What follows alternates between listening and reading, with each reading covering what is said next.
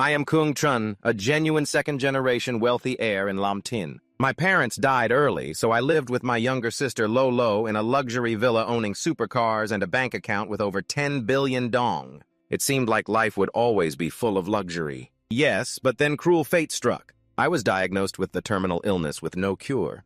My life had less than 3 months left. After fulfilling all my wishes, the last thing I longed for was to conquer an achievement no one had ever reached in the game than Vuk Huyen Kan. I threw billions into the game, grinding day and night for over 10 days. Finally, I held the hardest title on the entire server. Lo, my younger sister, who always took care of me attentively, worriedly said, "Brother, you've been playing video games all night again. You have to take care of your health." I laughed and replied, No, I just woke up." But suddenly a strange sleepiness hit me. My head spun, vision darkened, and my body felt heavy like it was being crushed. When I woke up, I was confused, not knowing where I was. Didn't I just stop playing the game? Suddenly, a familiar voice echoed in my ear. "Because this hero must be you who came to save the Ella continent, right?" That voice sounded so familiar. I looked around in shock. The scene before me looked exactly like in Than Vuk Huyen Kan, the game I had ground so hard. And that little demon standing there was none other than the fake enhancement merchant who had drained so much of my energy. Only now it was shrunken, or maybe I had played the game so much I was hallucinating. She seemed to read my thoughts and said, "This is not a hallucination. If you don't believe me, try slapping yourself." Then she kicked me straight in the face. The sharp pain was so real it made me angry. That's right. I had time traveled. Before I could calm down, a loud bang sounded. The door burst open and a big aggressive guy stormed in yelling, "Where's Kung Tran? Come out here. Today I'm taking your sister away whether you agree or not." At that moment, a familiar female voice rose calmly but firmly. "Brother, you should rest now. Let me handle Tam Van Hao." I was stunned to see Lolo, my sister, right here. Even more surprising, Tom Van Hao, the guy who used to stalk Lolo in Lam Tin, was also present. My mind was tangled, and before I could understand what was going on, the little demon whose name turned out to be Fu Fu explained. He said that in his previous life he died. But because he was the only one to conquer the hidden achievement in Than Vuk Huyen Kan, the system granted him a chance to be reborn in this game world. Plus, the game has a refund mechanism. The more you spend, the bigger the reward. But I recharged so massively the energy feedback was too much for my body to handle, turning me into this form. Spending too much money ended up hurting myself. It's really laughable. Fortunately, Fu Fu still gave me some benefits. Still, I can't explain why Lolo and Tom Van Hao are here. Such a headache. Back to the main story. It turned out Tom Van Hao's purpose today was to force Lolo to become his. He bluntly declared, "Either you agree or I'll level the entire Kung family and take her by force."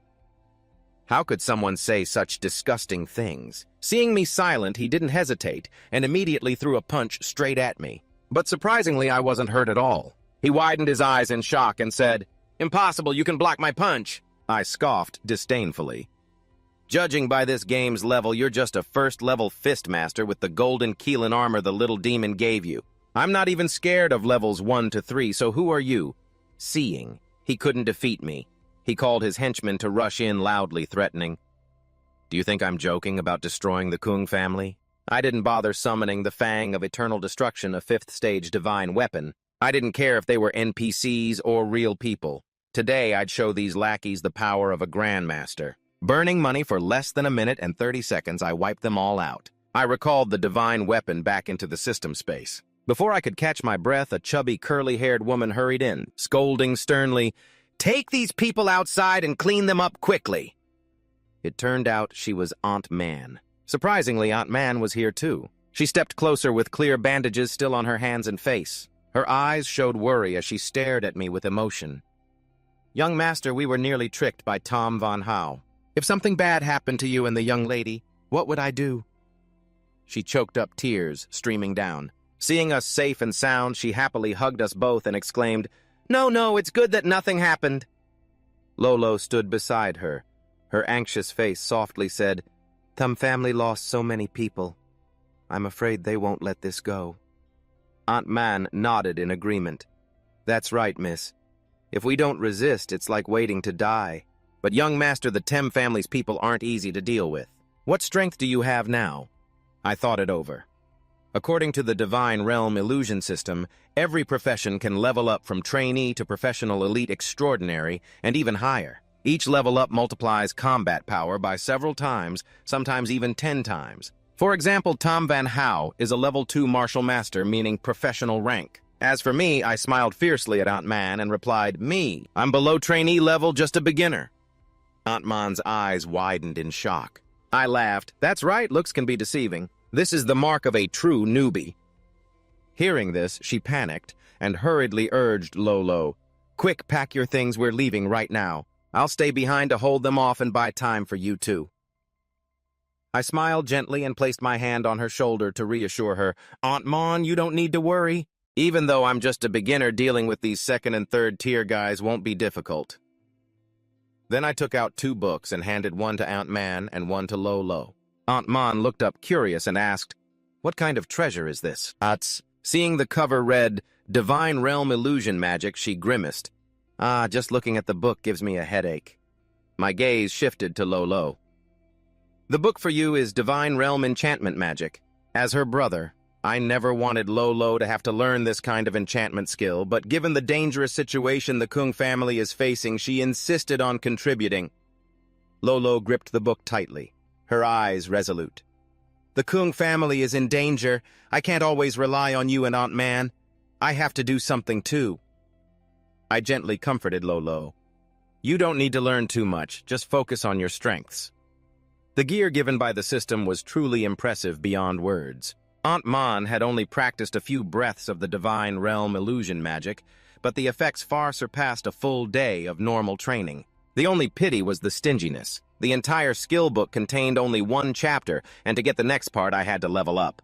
The next day I took my fishing rod, a bag of bait, and a hook leisurely heading to Schwatvan Lake. The lake was as smooth as a mirror, reflecting the sparkling sunlight. I sat fishing all day. It looked like I was relaxing, but actually, I was preparing for a crazy mission hunting the liver of the Golden Kylan King as an upgrade material. A trainee like me assigned a mission at the bronze rank. That's a joke. But who told me I had 10 professions if I only had one? Things would be much simpler. Fortunately, in my past life, I completed several side quests like this in games. Using my past fishing experience, I skillfully lured the Golden Kylan King with the bait. Just as expected, it appeared as fast as lightning. I immediately used a special frequency and skillfully controlled the rod like playing a tense chess game with the underwater monster. At the right moment, I pulled the rod hard, but oh God, no. Golden Kylan King appeared. Only a mermaid came out. Her chest was an attack, but her rear was unclear. She introduced herself as Senna, who had been imprisoned under Schwatvan Lake by enemies, but recovered her energy by eating the fish bait I released and broke free from her chains. Thinking back, I couldn't recall encountering this scenario in my past life. Perhaps this divine realm illusion world still holds countless mysteries that I've only just scratched the surface of. Sina kept calling me her benefactor, so I took the opportunity to seek some benefit. After all, she's a mermaid, so I asked her to try catching the Golden Kylan King. Unexpectedly, she flatly refused and promised to definitely repay this favor to me someday. To be honest, she clearly just wants to freeload off my bait. Luckily for the mermaid in my past life, I spent money like water on games, so when I transmigrated into Divine Realm Illusion, the benefits were so strong they even damaged my body. Otherwise, I would have caught her and ended her mermaid life, just kidding. Seeing that I wasn't demanding repayment, Senna was touched and immediately leaned in to lightly kiss my cheek. It turned out that was how mermaids leave a mark to easily find me later. Just arrived here through transmigration, and already had my charm stolen. I really can't catch a break. Since she's a mermaid, walking on land is really inconvenient for her. Sina skillfully transformed her tail into slender legs, and conveniently borrowed a pair of pants from the vat bag I had. Luckily, I still had a spare uniform. Once done, she left immediately. If I were to prepare special bait now to hunt the Golden Kylan King, it would take the whole day, so I had to find another way. I wandered around the nearby forest and suddenly came across a girl named Than Vu and her middle-aged uncle, her second uncle, who were being blocked by a third-tier wolf demon.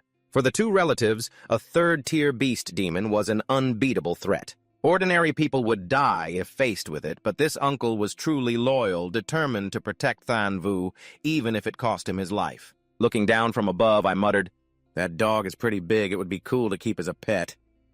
No sooner said than done, I jumped straight down toward the wolf demon. The two relatives were secretly relieved, thinking they were saved.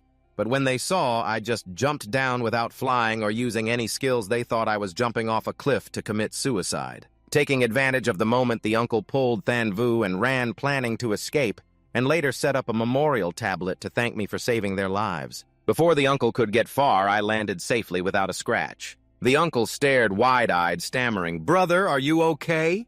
Where's that demon?" I smirked, pointing behind me.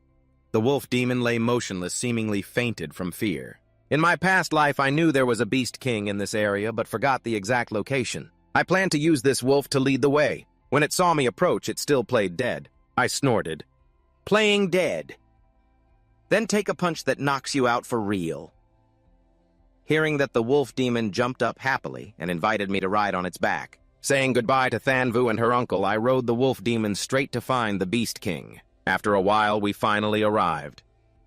The Beast King, named Bia, is a legendary 5th-tier divine beast born with the power to dominate all birds and forest animals. Seeing a trainee like me, it thought I came to beg for something. But I only said one sentence: "I want you to catch fish." As soon as I finished, the entire forest fell silent, the birds and beasts all stunned with mouths agape. The Beast King. Bia growled, eyes blazing with disbelief. "What did you say?" "It's the lord of all creatures, yet this human wants to order it to catch a fish." Faced with Bia's raging fury, I shrugged indifferently and said, "Who said it's free? If you have requests, just say them. By the way, have you had canker sores lately? Your breath smells a bit strong." As soon as I said that, all the beasts froze silently, and Bia roared even angrier. All right, you think I can't assert my authority and come provoke me every few days? Today I'll send your remains straight to hell." Saying that, it spread its wings and dove at me. I wasn't worried at all and delivered a precise kick aimed right at its mouth, more exactly at its rotten tooth that was causing pain. The kick hit the mark and the tooth flew out. I sneered. "Pulled it out for you, you should feel better now, right?" Taken by surprise, Bia erupted in rage, screaming, "Deceptive humans, so you've been hiding your true power well! Get ready to face my fury." But then it paused, realizing its mouth no longer hurt, feeling relieved. Still, Bia remained cautious, suspecting I came to assassinate it. After some probing, it growled again to assert dominance. "What exactly is your purpose? If you want to fight, we'll have a direct duel. Don't come here with hypocritical tricks." I sighed wearily. "Honestly, didn't I tell you to help catch the Golden Kirin King? You just didn't believe me. Now I helped you pull the rotten tooth. Give and take. Shouldn't you help me?" After half a morning of arguing back and forth, Pia finally reluctantly nodded. "All right, I'll lend you a hand." It led me through a shortcut to Schwatvan Lake. The more I went, the stranger it felt. Why don't I remember this path in my past life? Oh well, let's just try. As I walked leisurely, suddenly vines from all directions rushed in and tightly wrapped around me. Turns out it was Pia's trick. Damn it lured me into a trap. Proudly, it laughed loudly.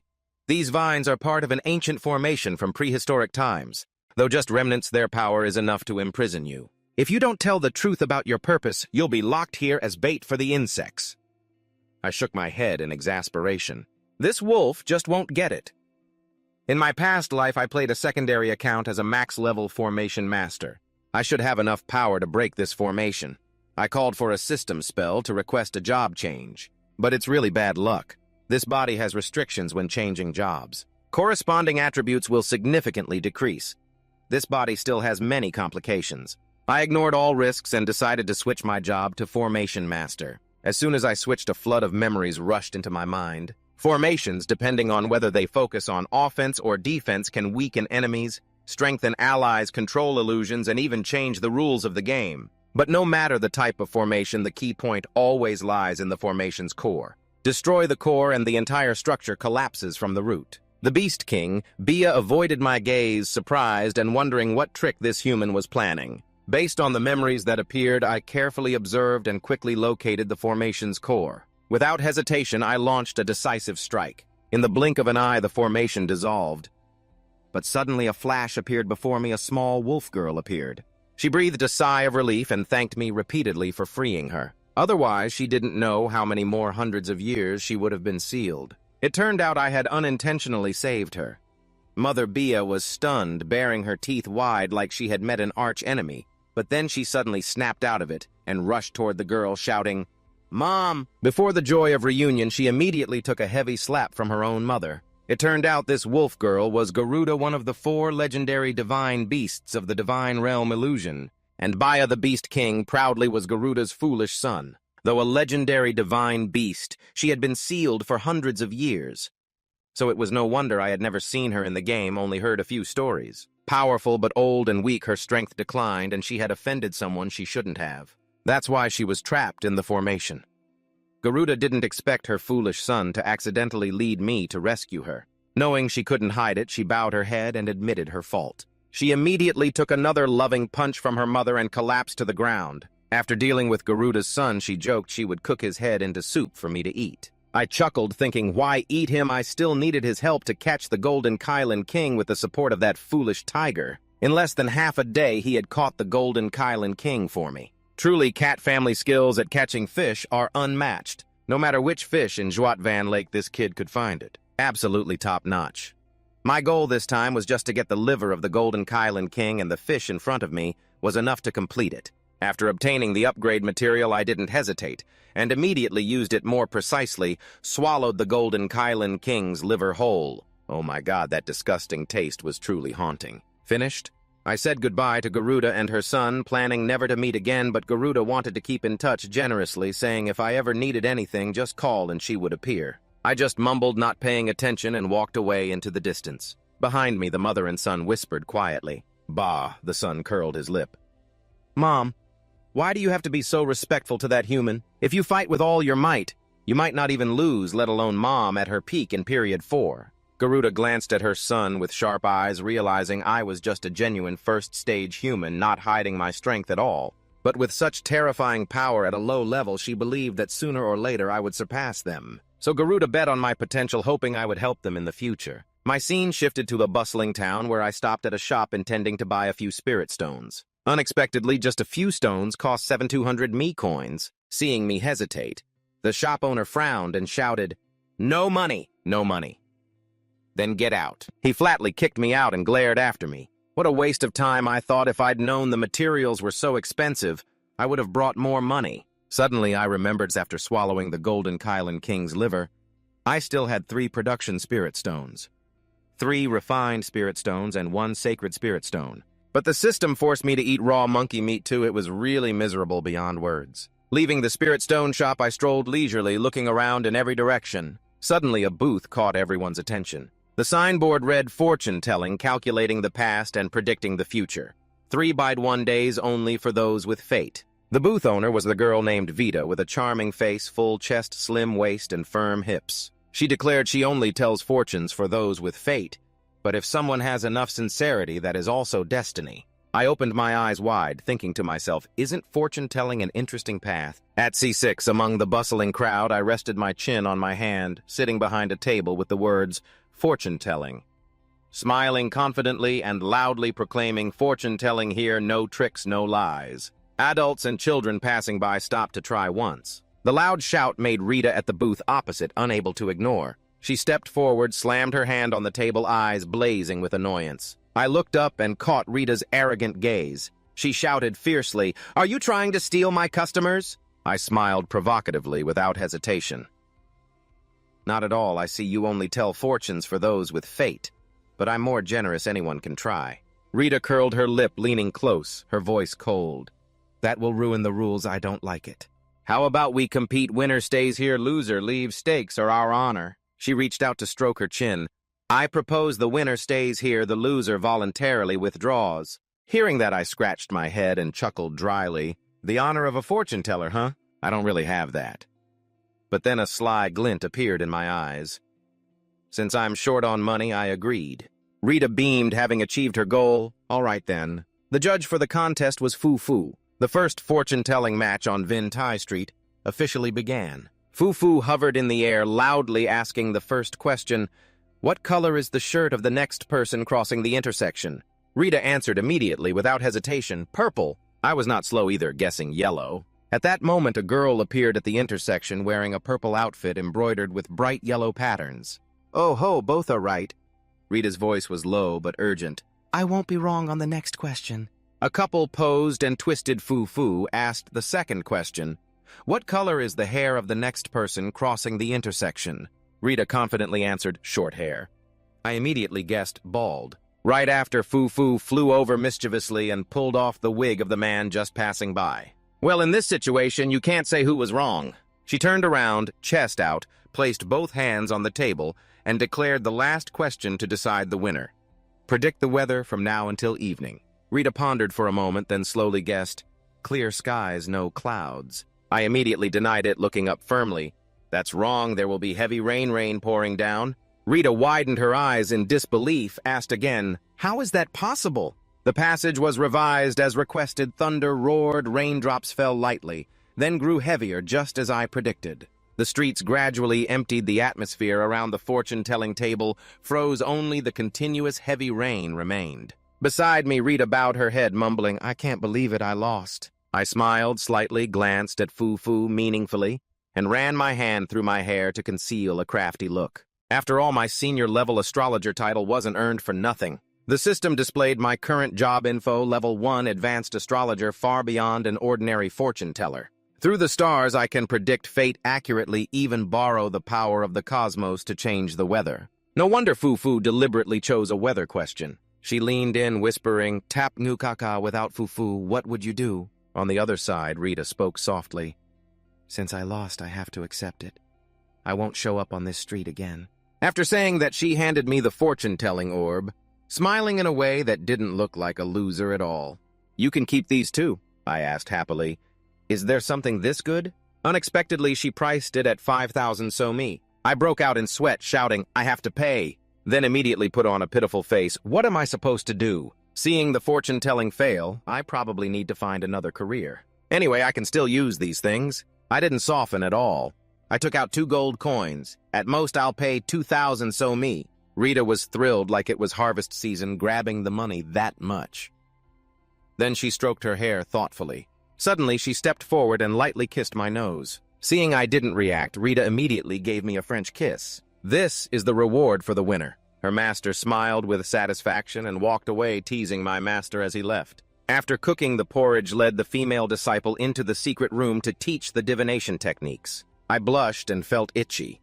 It seemed I never agreed to be a master, nor did I say anything about that. Then Rita walked a bit before turning back and waving. Her eyes seemed to want to say something. Well then, goodbye. Good luck to you. I was briefly suspicious. I felt there was something off about this girl. But whatever, as long as I can quickly earn enough money to buy spirit stones from the stall, it's fine. After a while, the sky cleared. Just as I was sitting and watching the fortune-telling, a fierce group rushed over.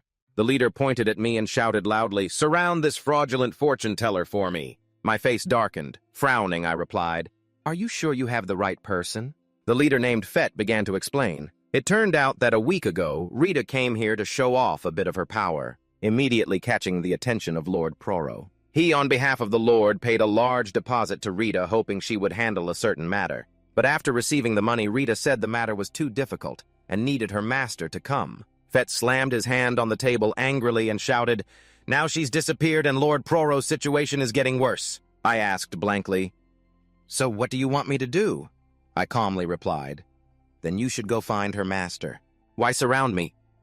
At that moment, I suddenly froze. I recalled Rita's shady behavior earlier. I asked in a low voice, Who do you say Rita's master is? Fett sneered harshly. Isn't it you? Everyone just heard it a moment ago. I helplessly held my head, silently cursing. Damn, I got tricked by that girl. But now it's useless to run. Fett coldly sneered and gave an ultimatum. You have 2 choices, return the deposit or solve the problem for Lord Proro. I smiled slightly and glanced. I guess there's only one choice. She nodded confidently. Of course. But unexpectedly, right after that, I quickly took off like a bat out of hell. I shouted loudly, chasing after, Why run off so fast? Fett, furious, ordered to block them. His henchmen immediately chased after, swinging swords wildly. But despite my current physical strength only being at the level of a spirit bird master, I easily dodged everything. I smiled, thinking, these henchmen can't touch me. I quickly ducked into a nearby corner. But fate had other plans. My body suddenly weakened and turned pale. Silently shouting, Don't be weak now! Seeing the group rushing at me, I gritted my teeth. No, I can still survive. Right then, my ears suddenly bumped into a pair of breasts appearing out of nowhere. Before I could even react, my face slammed into a fruit stand, pain twisting my face. Reflexively, I grabbed the other person's arm and we both fell to the ground. She flew over teasingly. Ah, it really is Tapanguka. Lying on the ground, I looked up to see Fett approaching coldly. Let's see where you run now. The person on top of me, face flushed with excitement, asked from above. She looked down and asked, "Why are you here?" Scene shifts to a majestic skyscraper. 4 people stood in a large room listening to a man speak. "I am Lam Huai, head of the Shuat Van Chan Trade Guild, a master. If you hadn't stepped in to help that day, I'm afraid we would have died at Bokjoi Son." Than Tan Vu blushed shyly, avoiding eye contact, whispering, "Thank you, master." I smiled quietly, thinking they seemed to be the uncle and niece we accidentally saved back then. I raised my hand in greeting and replied, "No need to call me master, just call me Kung Trun." Lam Huai clasped his hands and turned to Fett, explaining clearly, "It turns out everything was a misunderstanding." But Fett was still unwilling, gritting his teeth regardless of whether it was a misunderstanding or not. "Today I must take this person back to report to my lord." Lam Huai squinted, his voice deepening. "Is that so?" Just then, 3 burly men entered from the door, blocking the exit as a show of force. Fett glanced coldly. "Guildmaster Lum, are you really willing to make that decision for an outsider?" Lam Huai calmly lifted a teacup and took a sip, replying, "I already said Mr. Kung is a valued guest of the guild. Captain Fett, do you want to represent your lord to confront the guild?" "No," Fett sneered, questioning. "Then what exactly do you want, Guildmaster Lum?" Lam Huai smiled calmly and replied, "Mr. Kung took the divination booth, proving he has skill. I proposed a neutral solution." He looked at me and asked the expert, "Can you go to Proro's house to help him break the curse?" He paused a moment, looked at Fett and Than Vu, and continued, "Of course, this isn't originally the expert's responsibility, so Lord PR must pay the full promised fee, not missing a single cent." I nodded, thinking to myself, money makes things easier to discuss.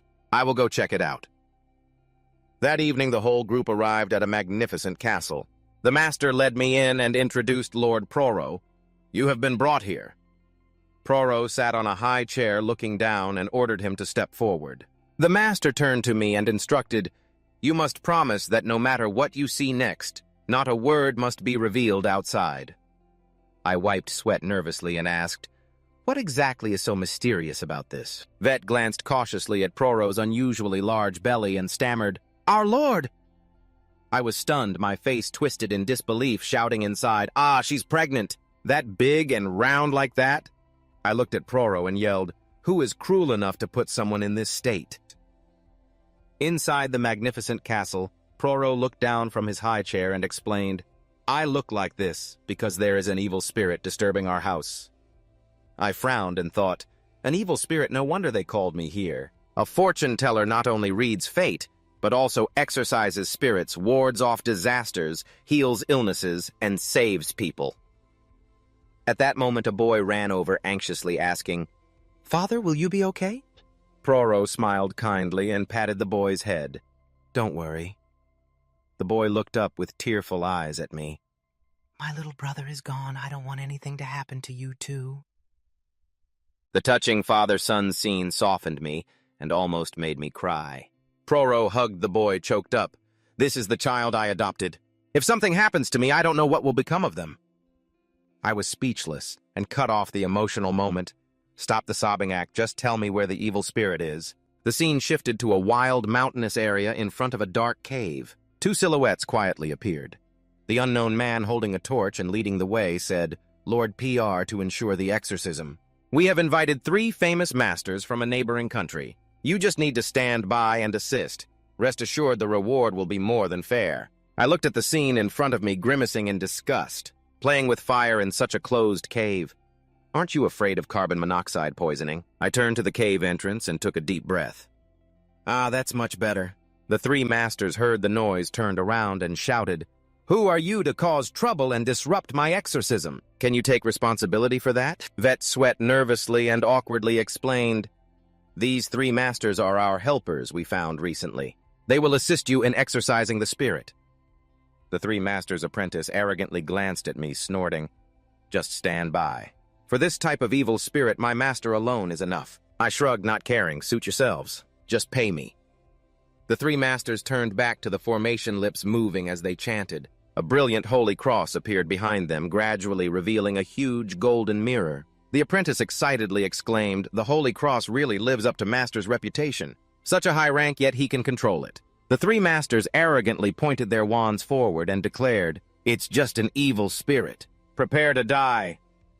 The golden mirror darted swiftly toward the chained female demon, but she refused to submit, growling fiercely and struggling to break free. The three masters sneered without hesitation. "Such great power. The evil spirit has probably already been completely destroyed." Moments later, the female demon angrily lunged close to the three masters and growled, "What human dares disturb me?" The three masters panicked and shouted, "What?" Gritting their teeth, they quickly retreated and controlled the golden sword to attack again, still refusing to surrender. "Then I will increase the power." But the female demon lightly flicked her hand, deflecting the sword's trajectory. She licked her lips and lunged forward like a predator. The three masters turned pale and quietly said, "Damn, it's so hard to deal with again." I calmly observed and ordered the apprentice, "Tell your master to stop. If he keeps going, he'll lose his life." The stubborn apprentice yelled, "What did you say? Do you even know who my master is?" "It's not your place to criticize me." I glanced calmly and explained, "Your master's spiritual power is insufficient. He's only relying on the formation and burning his soul to summon the Holy Cross. Now the outcome is uncertain. He's getting weaker day by day. If this continues, he will die." The apprentice not only ignored me, still grabbed my collar to provoke, "Say that again." I frowned, eyes flashing a dangerous red, and immediately let go. The student sweating like crazy but still stubborn. My master has been exorcising evil for decades. How could he be silenced? The three grandmasters were struck down to the ground by Vien, their bodies bruised, looking no different from clowns. The student panicked and rushed to his master. The three grandmasters clutched their chests, muttering, "This is troublesome." Above, Vien smiled with pleasure, spreading her wings wide. The space behind her turned into a dark, terrifying hell on earth. The three grandmasters had failed. She declared, a spell of fear. Screamed, "What now? I don't want to die here." I frowned, holding two fingers together. Golden beams of energy flashed, placed before my mouth as I whispered, "Holy Cross right. This has to end this way." The three grandmasters clutched their chests loudly, objecting, "Young man, I advise you not to act recklessly. My formation protects this entire area. If you run now, you can still make it. Wait until the formation loses power and it'll be too late." I calmly retorted, "Just because you can't do it doesn't mean I can't." The three grandmasters' eyes widened in shock. In the blink of an eye, a circle of fire appeared around me. Fiery spear tips rained down everywhere. From the middle of the sky emerged the brilliant golden destruction Holy Cross. The three grandmasters broke into cold sweat, unbelieving golden destruction Holy Cross. How is this possible? I controlled a barrage of rocket arrows aimed straight at Vien. She couldn't dodge. She screamed, "Ah!" A sound echoed as if from the depths of hell. Immediately, a violent burst of energy erupted from Vien, knocking both the three grandmasters and their student away. But I was unharmed. Calmly, I said, "Why spit around so messily? Not keeping clean at all." Vien angrily shouted, "Foolish humanity, stop standing there arrogantly." Without hesitation, she pulled out the spears stuck in her body. Her cold gaze, "You really aren't simple." After saying that, Vien rushed toward me. But this is definitely the result when you use all your strength. The advantage still belongs to me. But awaiting her was a barrage of golden weapons I summoned from the void. Vien froze, cold sweat pouring. I smirked, reaching out my hand, voice gentle but full of questioning. "Have I used all my strength?" "Why don't I know about it?" Vien blinked, stammering 8 spears, 12 spears, 16 spears. She sat down helplessly like a child throwing a tantrum. "No more fighting. Who would bully others like you?" I crossed my arms, smiling mockingly. "I still prefer your previous arrogance." Then sternly said, "Let's go." Why let Per Oro carry such a monstrous pregnancy? But Vien immediately put on a pitiful face, complaining unfairly, "Grandmaster, I just want to help him." I glared and asked again, "Help him?" She shrank. Her body knelt down and softly told, "Not long ago, the soul of a boy wandered here. The boy died unjustly. His last wish was to be with his father. That's Per Oro. The soul's spiritual power is too weak and will soon dissipate. To help him, the soul is turned into a fetus residing in Per Oro's body. When the soul fetus absorbs enough spiritual energy, it will be reborn as Lin Ni. I coldly said with no sympathy, "It's an evil spirit. Aren't you afraid of killing people by doing this?" Vian hurriedly defended, "Sorry, Grandmaster, but I really mean well. Besides, I have never harmed any human here before." I looked down silently from above, evaluating. There really is no human blood in her body. Probably not lying. I nodded. "All right, I'll spare her for now. I'll go check with Per Oro first." But Vian quickly stood up excitedly. "Okay, I'll see you off on the other side." The waiting spell on the steps spoke, "Grandmaster Kung, everything has been resolved." I looked up at him with a cold smile. "Since when did you hide here?" "Don't worry, everything's fine now." Fett glanced behind me, suddenly froze and stammered, "Miss, you should hurry up too. There might still be evil spirits down there." "You should hurry up too. There might still be evil spirits down there." Yuan looked up and smiled fiercely, thanking, "I'm not afraid." The spell turned pale from fear. A desperate scream echoed all the way to the castle. The three demons returned to Per Oro's side. He held the boy Toby choking up. Toby turned out to be my little Toby. "Father truly cannot bear to leave you." I channeled a stream of green energy into Proro's stomach and said in a low voice, "If it continues to absorb your spiritual power, you will die. I don't know what it will eventually create. I will remove it first." In just a moment, the skull and the braid on Proro's head burst open. He returned with short black hair, smiling as he looked at me. "Senior Master Kwong certainly has something he wants to tell me, that's why he's so determined. Could you help me investigate what exactly happened to it?" I held the money bag, smiled faintly, and said, "Find someone else. I've accepted Lao's grudge, but have more important matters to attend to." Saying that, I turned and walked away. Broro clutched his head, crying pitifully, "My little Toby." Clearly, Sir Nam Meo said it would be the one controlling the Holy Spirit Stone. Hearing that, I immediately turned back and asked the Holy Spirit Stone, "Can you explain more clearly?" After a while, Than Vu and I appeared on a bustling street. Fu sat down, hugging her stomach, satisfied with the pile of snacks at her feet, and said, "This place's food still suits Fu's taste." Thang Vu walked beside me and softly asked, "Brother Kwong, aren't you going to stay a little longer?" I replied indifferently, "No need. Broro told me about the Holy Spirit Stone news. I have to leave immediately." Thang Vu blushed, reached out a lavish plate of food, and said, "All right. Here are the Holy Spirit Stone and the transparent Spirit Stone that Brother Kwong needs, total price 2,700 somi. Also in this bag is 3,000 gold as a thank you gift from Than Vu and Tu Ba." I was startled and looked at Than Vu angrily, saying 2,700 somi. I remember that merchant sold it for 7,200 though. Thang Vu smiled gently to comfort the merchant. Pursuing profit is normal. "But Brother Kwong can rest assured, if you need anything later, just tell Than Vu I guarantee you won't lose even one somi." Just then, Lam Huai stepped up and said, "For travel and labor costs, Than Vu knows better than anyone. In my opinion, this commercial street should soon be managed by her." I put my hand over my mouth to hide a smile, thinking it wouldn't be bad if the Kwong family needs to buy in bulk in the future. It might save quite a bit of money. Than Vu gently placed her hand on my chest and sincerely said, "Brother Kwong, you must definitely come back safely." I shyly glanced at her and smiled slightly. "This sounds a bit off, but I promise you." Then I reached out to grab Fu, who was still eagerly munching, smiled faintly, and lifted her up. "Let's go." Fu was suddenly reluctant, struggling. Fu hasn't eaten enough yet?" But she couldn't do anything, so I had to drag her away. Lam Huai and Than Vu watched my back as I left. Lam Huai teased Than Vu, "Do you like him? Why don't you keep him? Our family fortune is enough to do that." Than Vu smiled, eyes determined. "Brother Kwong is a man who's been through it all. I've decided to work hard to expand the trade map from this street to the whole continent. If you do it to make a gold mine." Night fell and the street lights were brightly lit. Fu and I entered a room in the neighboring town. I leisurely said, "The road to the next town is still far. Let's stay here tonight." Seeing Fu sitting stubbornly on the bed, I glanced at her with disdain. "Hey, aren't you going to shower?" She twisted and stretched out on the bed coquettishly. "No, Fu wants to sleep."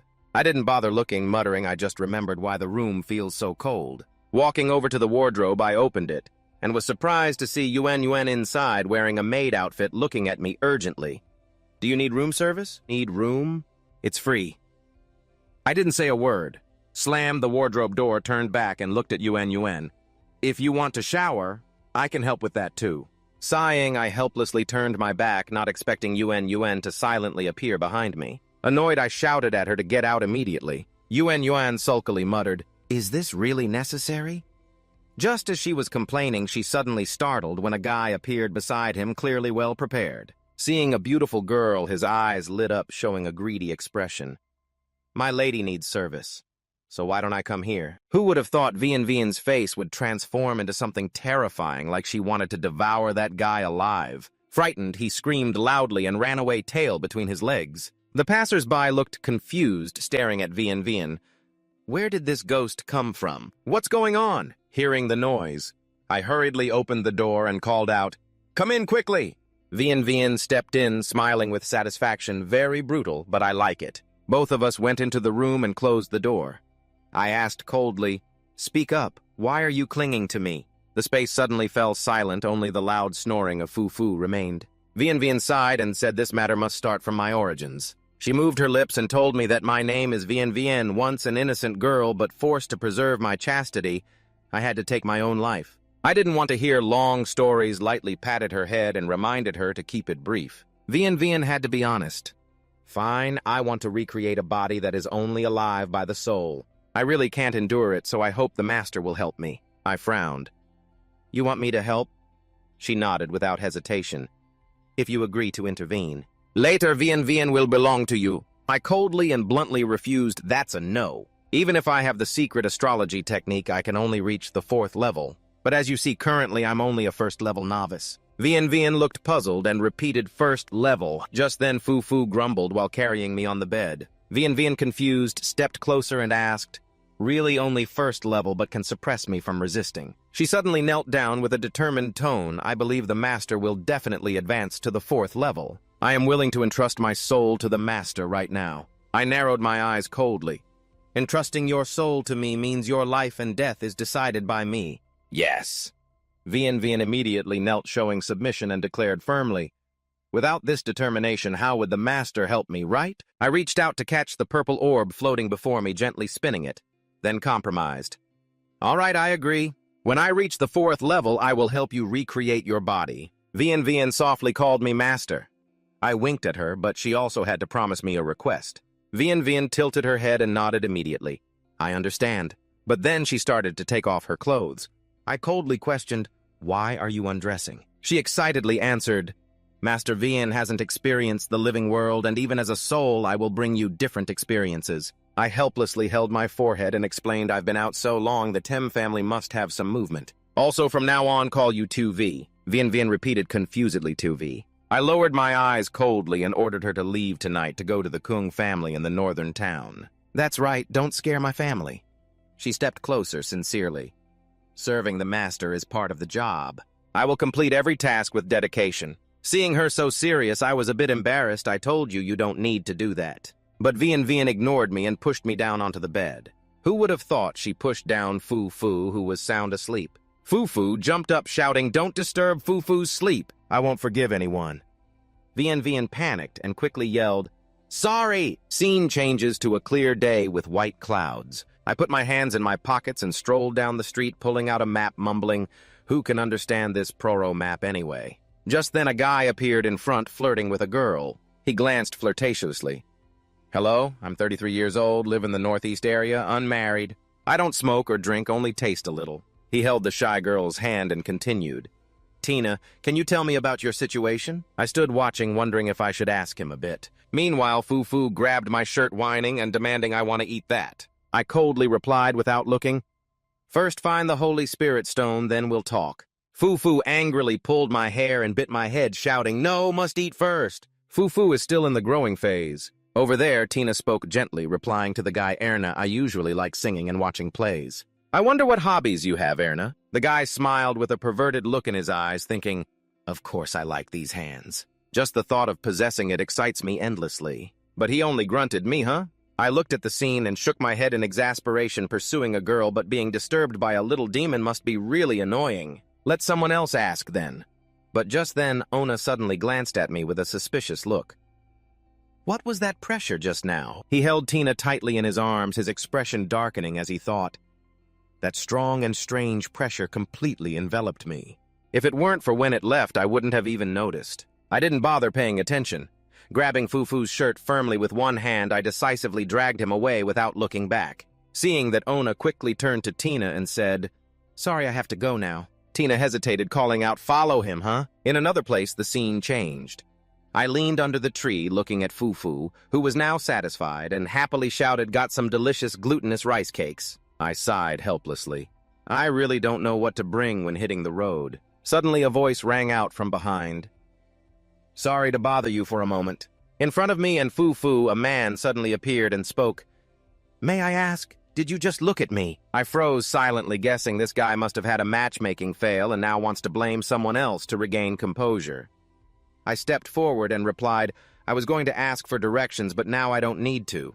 As I passed by, Ona sarcastically said, "Asking for directions with such a sneaky excuse? You think I'd believe that?" Suddenly, Ona was startled by a sudden attack rushing towards him. I was the one who struck. He quickly shifted to another position to avoid it. I looked at the tree trunks chopped off right where he had been standing. Ona couldn't hide his suspicion. "Can an ordinary passerby do something like this?" I replied coldly, "No. It was just a normal swing of the arm." Suddenly, Ona got excited and shouted fiercely, "You guys are from the Shadow Agency wanting to catch me, right?" I was dumbfounded, thinking, what kind of crystal is this for such a wild guess? He's having a hard time today right now. Tina ran over, panting, "What's wrong, honey?" She thought to herself, such a good single man, how could I let him slip away? I put my hands on my hips and explained, "This guy listened to me, I really just happened to walk by. We're on our way to—" Before I finished, the man shouted in an unstable voice, "I like girls' hands, what's wrong with that?" I stared in surprise. "What are you talking about?" Looking down, I saw Ona holding a severed arm intertwined with his own hand, then sticking out his tongue and licking with a perverted face. "I just like it so much I want to cut it off and keep it so I can always touch it." "What's wrong with that?" I was speechless, totally lost. Tina overheard everything, stunned, muttering, "Pervert, pervert." Ona raised his hand to the sky, exuding terrifying strength and grinning wickedly. "Since you all know my secret, don't think you can just walk away." I sighed helplessly. "No way, who asked you? Didn't you just confess yourself?" But Ona ignored me and charged forward, raising his fist at me. I wasn't afraid at all, and still used the strength of the golden Keelan armor. Ona's fist hit my shield and immediately looked like he was electrocuted all over. He broke out in sweat, gritted his teeth, and screamed. 1 second later, Ona exploded and scattered in front of me. Fufu looked at the wreckage and cheerfully shouted, "Yeah, Fufu's breakfast." I was so shocked I blurted out, "What, that's allowed?" Then I quickly warned the passers-by, "Let's hide, it's not safe here." Later by the riverbank, Fufu busily helped me dig a hole. I turned to Tina and said, "Girl, you saw it, he stabbed me first. If anything happens later, you have to testify for me, okay?" Tina seemed unconcerned, her face still shocked from before. She muttered, "Tell me, am I destined never to get married? Every time I see them, they all have designs on me. Last week, some guy wanted to take my heart to transplant into his daughter. Luckily, a woman found out." Pressed close by Tina's hot body, I went blank and could only smile foolishly. After a while, the three of us walked together. I wondered if this was because I tamed the soul of Tu-Vai that we ran into these troubles. I thought the golden Keelan armor and the copper Deathclaw are enhanced by soul power, so their effects are much stronger. Suddenly, Fufu's sharp voice rang out, "Yeah, Fufu brings all the good stuff. The rest of the mysteries can be explored by Tap Nguka." The three of us stopped in front of a magnificent mansion. I muttered, "We've arrived, this is the Nam Meo estate." Suddenly, 3 people appeared at the gate with scrutinizing eyes. I glanced at them and commented, "The guards here are really imposing. Looks like Nam Meo isn't someone to mess with." Suddenly, a deep female voice sounded standing here waiting. "Like this is no good, better everyone hide first." I looked at the girl who just spoke. She also exclaimed, "Ah." I cracked my knuckles and smiled. "Isn't this my good disciple? Didn't expect to meet you here." Fufu pointed at her and shouted, "Ah, the woman who scammed money from Fufu in the group." The other 3, 2 men and 1 woman, observed us. Old Leto whispered to me, "Same age, same hair color, suddenly shout and he'll catch him." The other 2 immediately charged forward. I turned my head in surprise and asked what was going on. I lightly jumped high to dodge the simultaneous attack from the 3. "Lee." Ong held his sword pointed straight and shouted, "Nam Meo, we finally caught you. Prepare to face judgment." I struggled to avoid the dense sword strikes and exclaimed, What didn't I say I came to find Nam Meo too? Fu Fu stood outside, mocking, who told you that Top Ngu Kaka looks like a good person? Suddenly, Lei To appeared from above holding a staff and shouted, stop pretending Nam Meo is involved in many child disappearances. He sneered coldly. Now the evidence is clear. What do you have to defend yourselves? Then he waved to Fu Fu softly. Come here, girl, it's safe now. Fu Fu raised her hand and cast a move, ooh la ha, great punishment strike. The burst of power stunned Lei To, who collapsed from the air to the ground. She put her hands on her hips and shouted, you are the child here. Fu Fu has grown up long ago. She puffed out her chest, showing off her seductive figure. What girl has clear curves and such an enchanting look like Fu Fu? Leong looked dazed for a moment, then fainted, nose bleeding. Melody. The other short-haired girl suddenly spoke. Don't run anymore. Give me one hit, just one hit. She reached out threateningly. What I like most is hearing the sound of guts breaking under my judgment. I didn't wait, took the initiative to charge, and when Melody was surprised, I slid behind her and struck her neck calmly, saying, this is also good for you. She collapsed immediately to let me hit. They didn't know who would become fireworks. Later, Melody woke up and saw me talking to Rita. Rita happily exclaimed, so, it's just a misunderstanding, right, Master? I wasn't happy, bluntly replied Money first. Other things later. Lei To stepped forward softly. I understand we were too hasty. He introduced himself. I am Lei To, in charge of the Leap On squad regarding information about Nam Meo. I need to discuss with you first. He began to tell Nam Meo is a holy official of the Opsot Duchy territory, but recently suspected to be involved in many child disappearances. He glanced at Fu Fu and said one of the victims had features very similar to this woman, which caused the misunderstanding. Fu Fu twirled her finger warningly. If you say anything wrong again, I'll invite you to eat a big hit. Lei To continued calmly. I was entrusted by the Opsot Duke to establish the Leap On squad to investigate. The other two are the elite of the team. The short-haired girl Melody crossed her arms and sneered. The reason I joined is very simple. She curled her lips sarcastically. If the evidence is real against such criminals, even if you beat each one to death, you won't be held responsible. Then Leong angrily interrupted, and I obviously fight for women's rights. That hateful Nam Meo. What right does he have to take those little girls while I can only stand far away and do nothing? Melody glanced at Leong mockingly. Is that so? Why weren't you so enthusiastic about the previous case with female victim squatta? Leong shouted. Over 15-years-old women no longer enjoy women's rights. Isn't that generally recognized? Melody didn't let up and retorted, well said, actually, you're just a guy who likes younger girls. Leong shot back, better than you who likes to torture others. I looked at the three calmly and commented, I understand you are all talents, each with your specialty. Leap On clearly prepared well.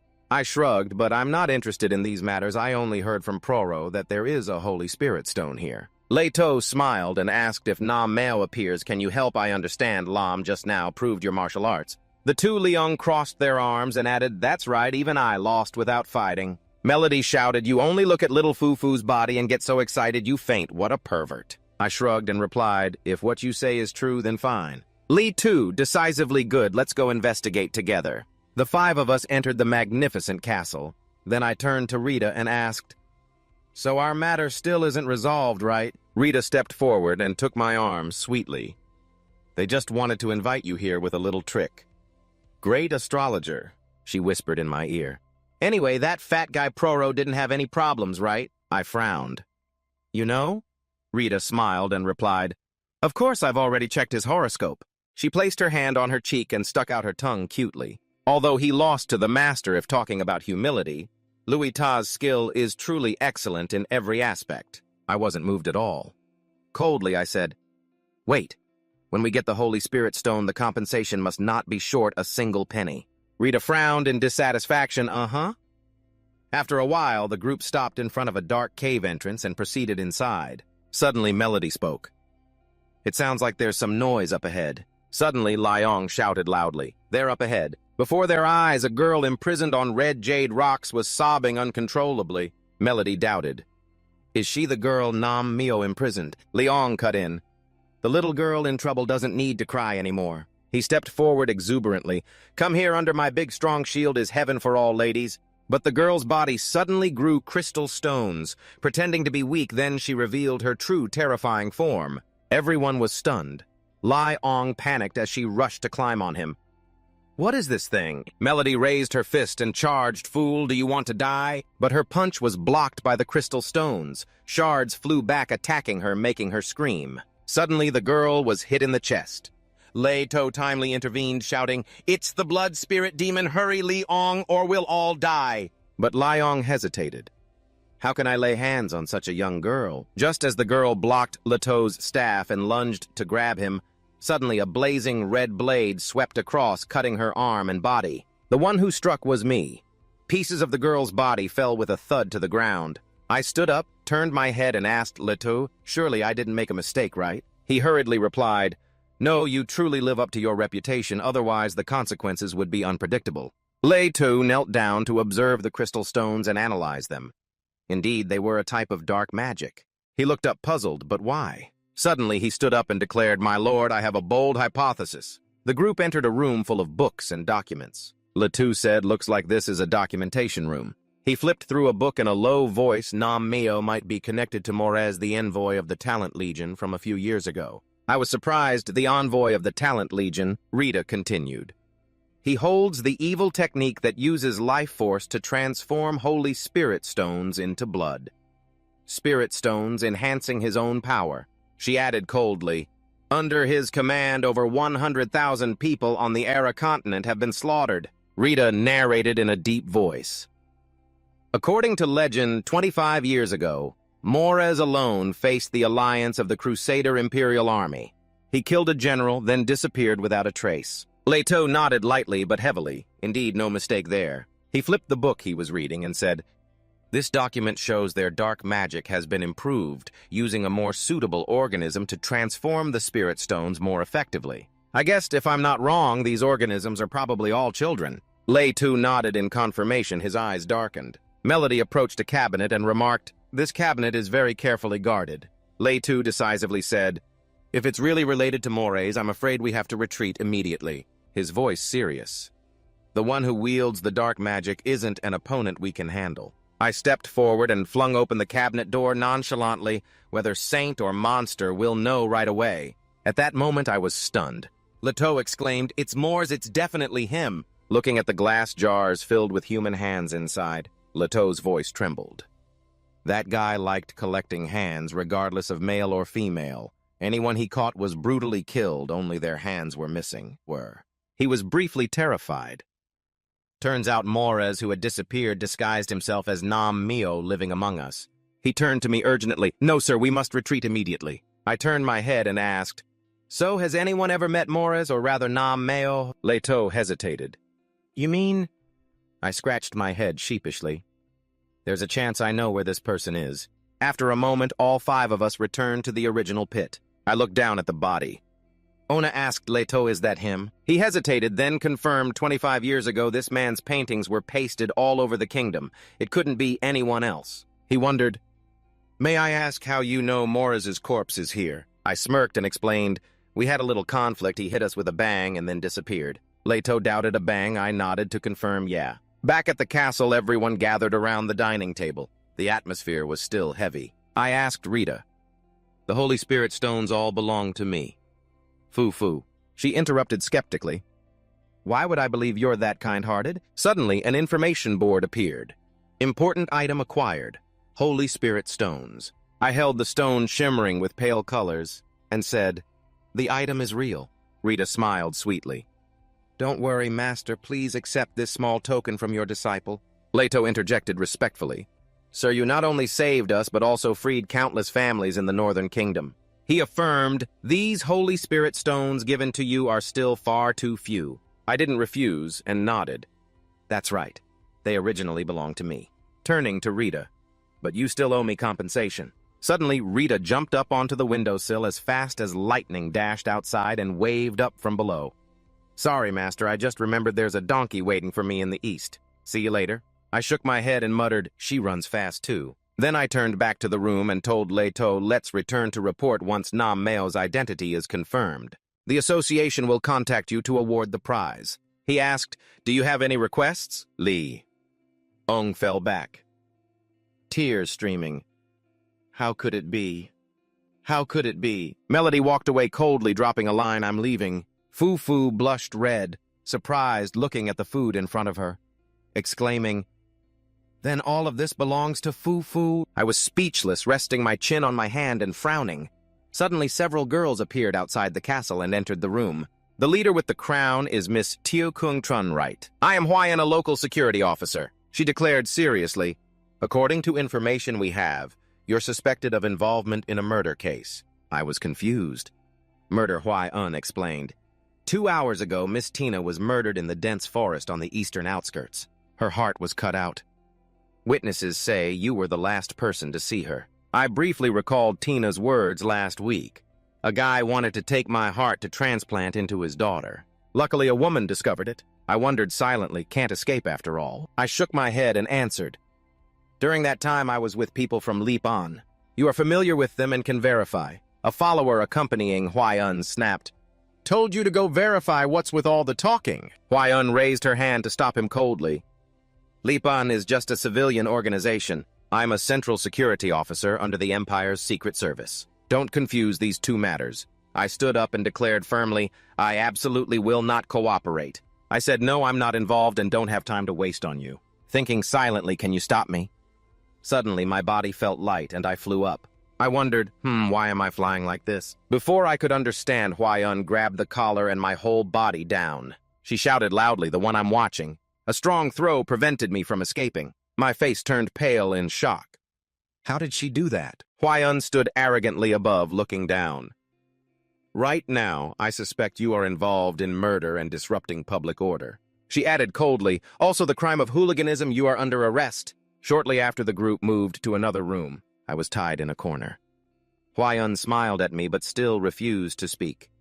"Then stay here with me." I frowned coldly and replied, "I've said all that needs to be said. It's not related to me. You can verify with Lipan to be sure." But Hwaian paid no attention to that attitude. She smiled. "Since you want to stay here with me, I will fulfill your wish." Suddenly I was startled, my body collapsing, legs heavy as if weighed down by lead. Hwaian's eyes flashed with a seductive tone to make you completely submit to me. I felt enlightened, so it's telepathic power. She changed her body weight. I thought back to when we first met, murmuring, "No wonder there was a strange aura around Chen." In a teasing tone, "Brother Tap and Goo, only now are you reacting?" Hwaian increased the threatening force, but still didn't kneel. "You'll break because you can't handle the weight." Just then, the door burst open. A voice rang out. "Prosecutor Hwaian." Hwaian was stunned. "What?" She stepped forward to untie me, frowning, "You can go now." Taking the chance, she leaned in and whispered, "Next time I'll teach you a harder lesson." I placed my hand on her shoulder, smiled faintly. "If that's the case, I'm really looking forward to it." Hwaian suddenly cried out, her whole body stiff and unable to move. She paused, thinking to herself, could it be that he saw through my moves and turned them against me? I walked to the door, looked back at her, slumping down, a face both shy and excited, murmuring that being controlled by a criminal is truly humiliating. At the Grand Castle, Hwaian walked beside a man who asked, "So why did you suddenly release that guy?" The man sighed, looking at Hwaian. "Some say Kung Trun paid a large sum to secure his continued release." "Hwaian, you know, half of the security funding is sponsored by them." Hwaian blushed, sweat beading, responding that even so we shouldn't rush things too much like that. He opened the door and turned back to say, "I know, Hwaian, don't be in a hurry." He explained the other reason was that the ultimate verdict had been completed. In the room, a young man was tightly bound to a chair with his head down. The man looked at him and said, "The results show the witness earlier was indeed lying." Hwaian hesitated, meaning he really witnessed Kung Trun commit murder. The man nodded. "Yes," then gently reminded her, "Hwaian, you're sweating a lot. Is the room too hot?" She shyly murmured, maybe thinking to herself that escaping that telepathic power had already taken a lot of energy. Truly a hateful humiliation. She stepped closer to the young man, murmuring, "But to be fair, I endure this humiliation because he gave false testimony." She grabbed the whip, her face turning fierce. "So how shall we begin this interesting trial?" The other guy screamed in pain. Scene shifted to me, leaving the castle, appearing at Thanvu's gate, announcing to Kung Big Brother that finally you're out. I looked at her with a faint smile. Thanvu thanked her for negotiating with the security officer, then asked, "But how did you know I was here?" Thangvu was anxious. "Big Brother Kung, actually, I deliberately came looking for you." My expression darkened. She quickly summarized that traders returning from the northern town said war had broken out there. I was startled at war. She continued saying the Tem family declared war on the Kung family and blockaded the whole town. I asked around and finally learned he was brought here. I silently calculated that the Tem family's surprise attack probably had been planned for a long time. After a moment, I put my hand on Thanvu's shoulder, thanking her we have to return quickly. Thangvu Fufu suddenly appeared, hands on hips, confidently. Don't worry, isn't 2V still there? Even as a young queen, she's not someone these weak soldiers can mess with. Thanvu touched the horse beside her with a smile. This is the fastest horse in the trade guild. Big Brother Kung will definitely be able to use it. I stepped forward, stroked the horse, nodded in approval, well prepared as always. Then mounted the horse, turning back to say thank you, Thanvu. Please tell Proro the child he adopted is now at peace. Thanvu replied softly. Okay? I immediately urged the horse to gallop away. Thanvu smiled brightly and called after me. Big Brother Kung, if you need anything, just come find me. Fufu leaned in curiously, asking what exactly about Brother Tap Ngu interests you so much. Suddenly, Fufu was startled and shouted loudly, Wait! I haven't mounted the horse yet! I haven't mounted the horse yet! She hurriedly chased after, her voice echoing behind. Scene shifted to a castle. A white-haired man standing outside the gate muttered, Finally got the chance today, it wasn't wasted. Dividing troops into 3 routes, every step carefully calculated. The old man recalled the subordinates' warning that there was news Kung Trun would come to Queentown, and there they must buy time to deal with him. The other person replied, I know Master Tam Nan. Tham Nhan thought to himself the stout woman with some strength was also stopped by my 3 centaurs at the mountain flank. Elsewhere, Kung Lo and Aunt Man were surrounded by a group of people. Kung Lo worried. What should we do? Aunt Man smiled softly without fear. Little Lo, the martial arts and charm techniques the young master gave you are strong.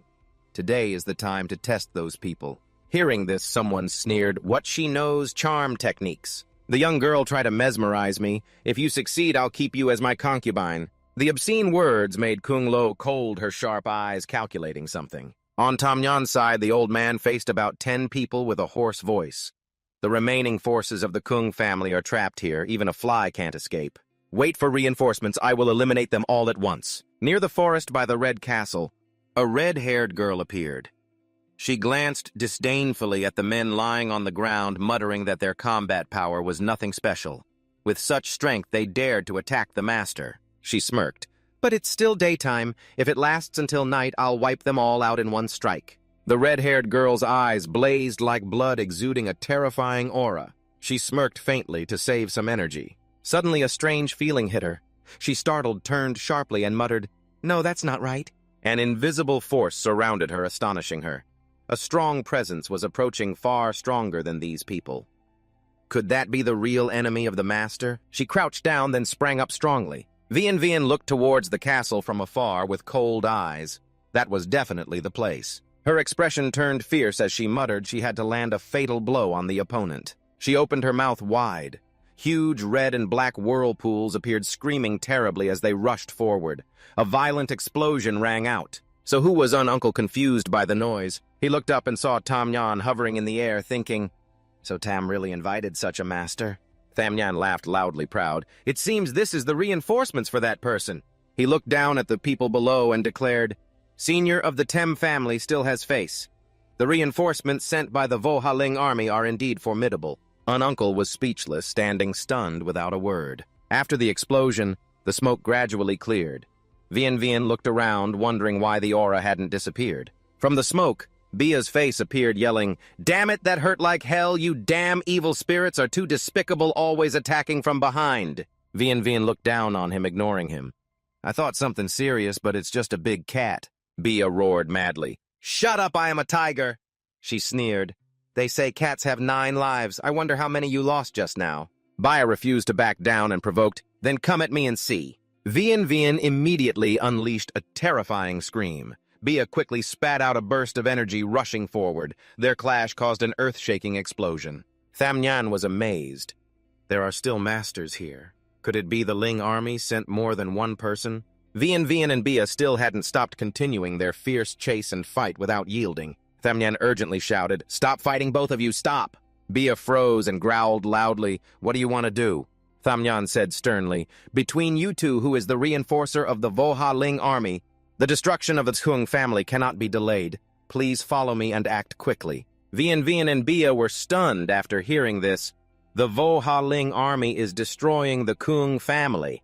Thamnyan was stunned and a bit embarrassed. Is something wrong?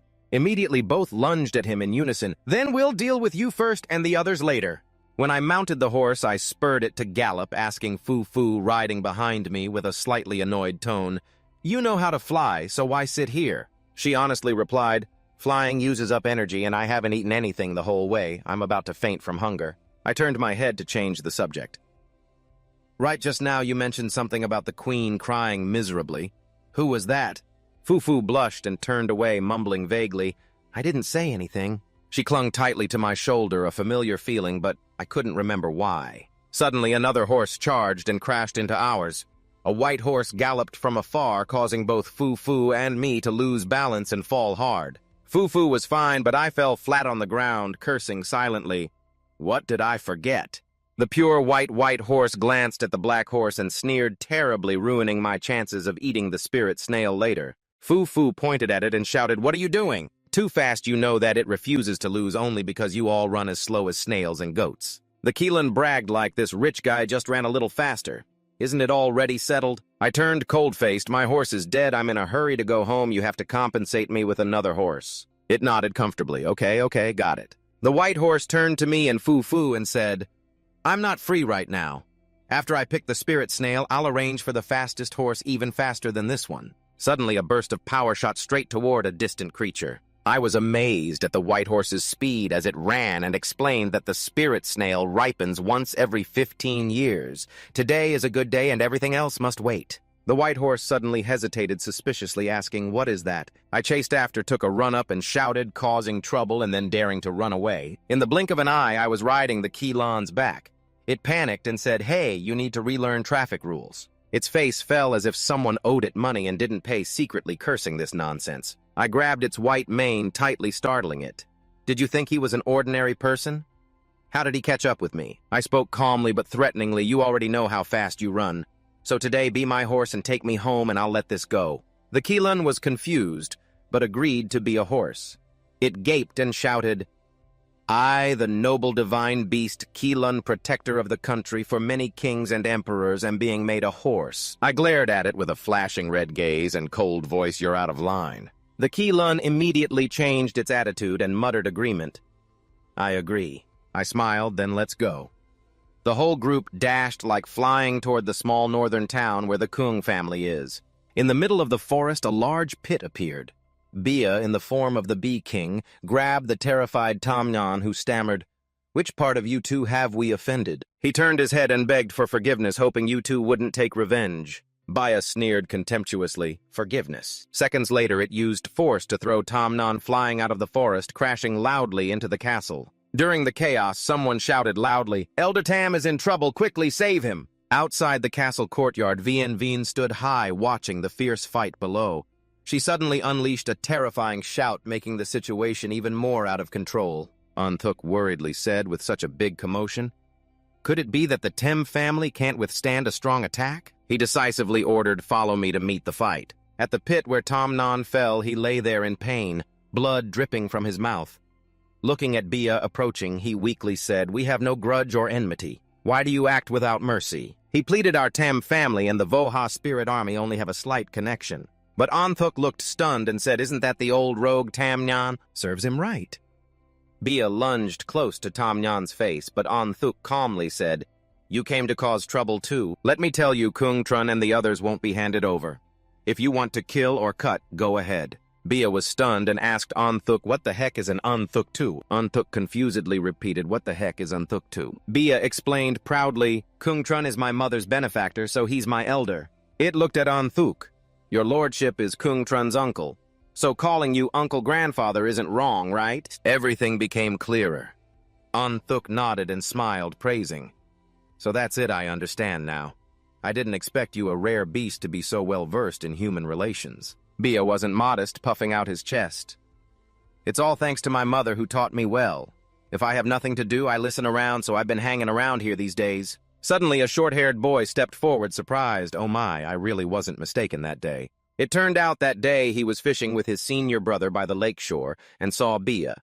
Then said, "Senior brother, I saw a tiger behind the tree, didn't I?" The senior brother disbelieved with a disappointed tone. What tiger? My mind wasn't calm, so I couldn't catch anything. At that time, Bia was hiding behind the tree, secretly observing. Vian Vian gently introduced herself.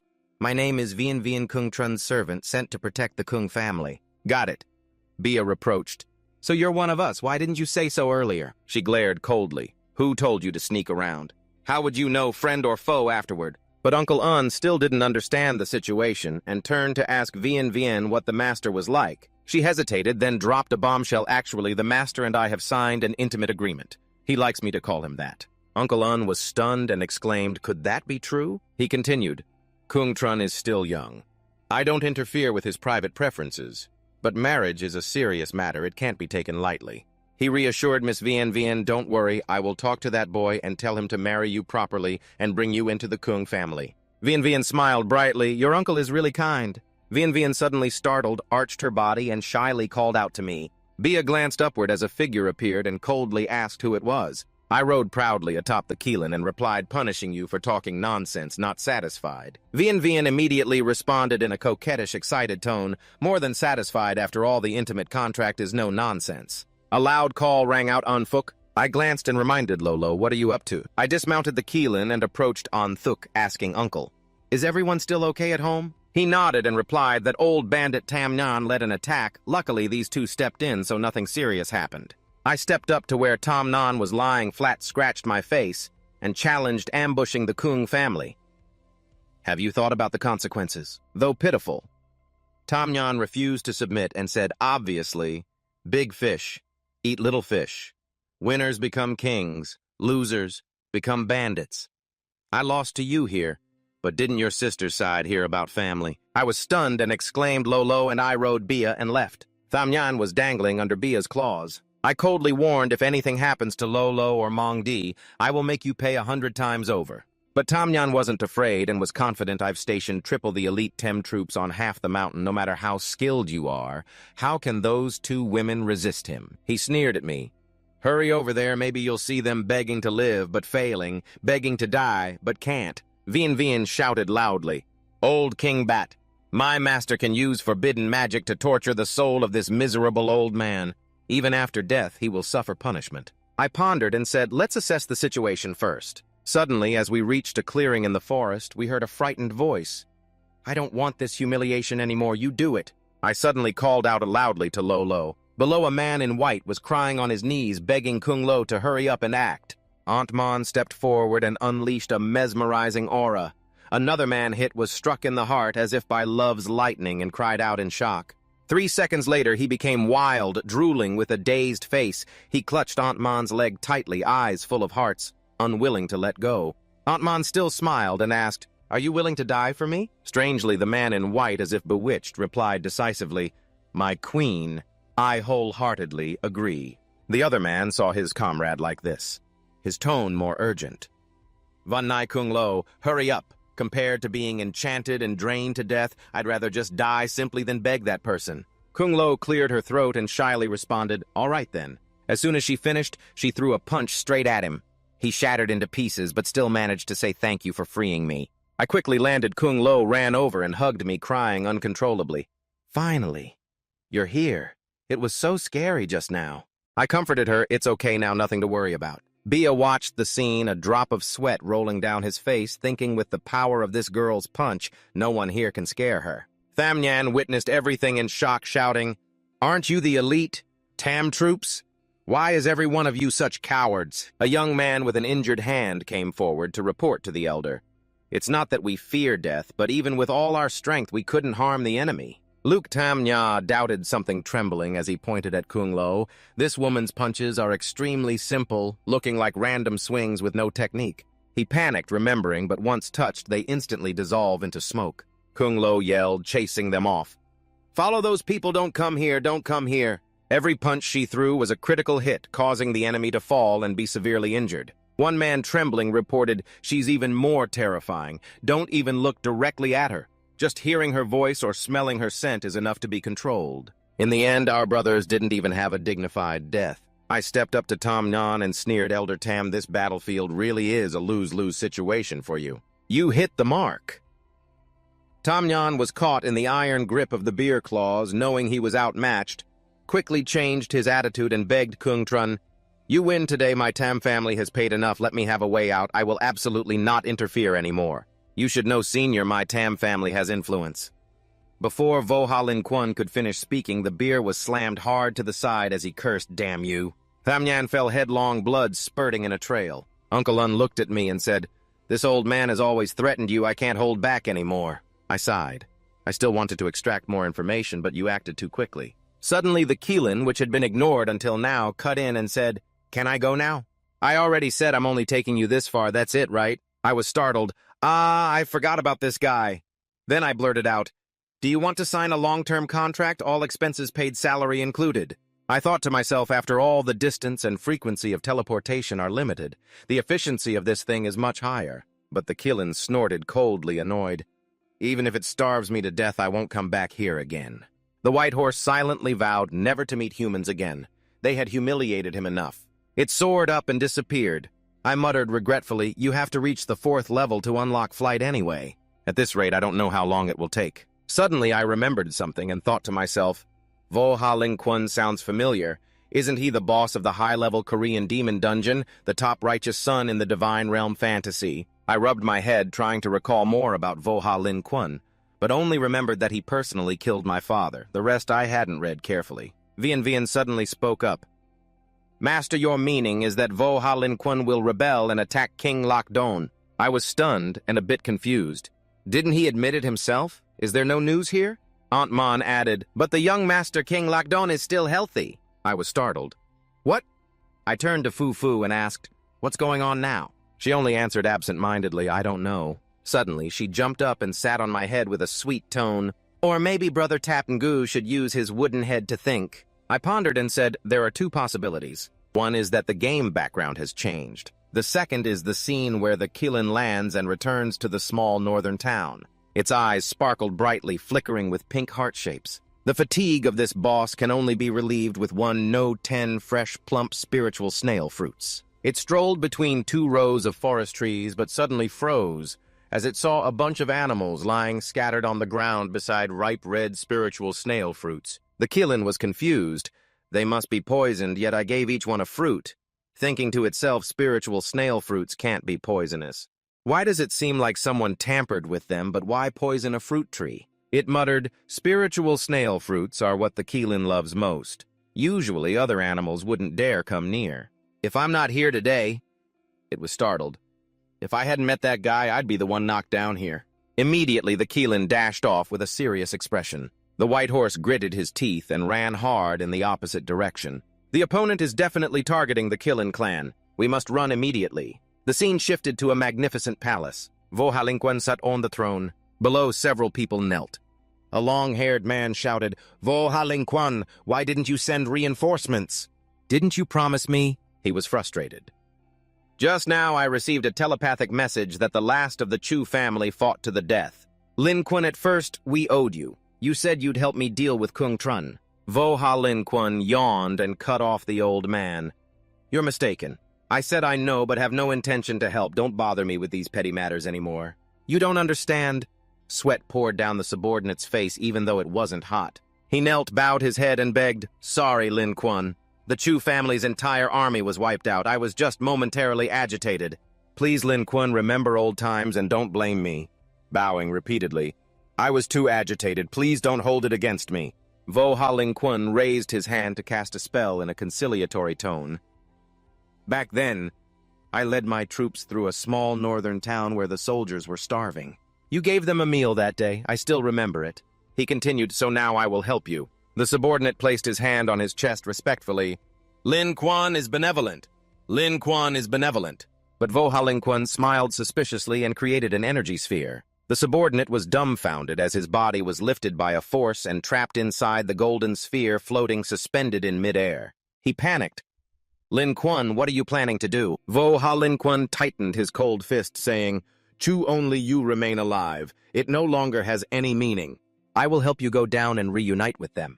The subordinate's eyes rolled back as he screamed, "No, please, Lin Kuan, spare me!" Before he finished, the orb imprisoning him exploded. Following orders after finishing, Voha Lin Kuan commanded to clean up the scene. Drag them down. If we let these kinds of people loose, their fate will be the same as his.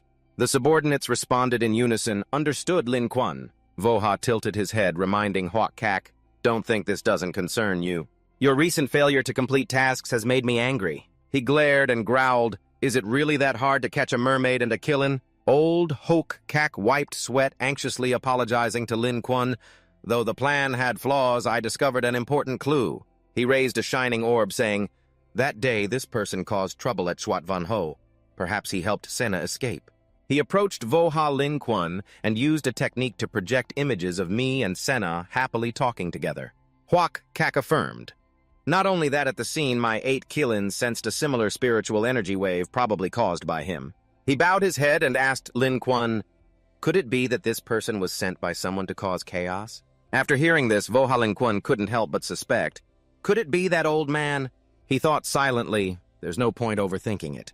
The remnant army is about to devastate the continent. We must obtain the key prototype." He turned to Huak Kak and instructed him to arrange that matter quickly. Huak Kak bowed respectfully. "Rest assured, Lin Kuan, it is already in progress." Voha Lin Kuan's cold gaze signaled, "As for this ant, kill him. If his eyes blaze with demonic energy, that's only natural.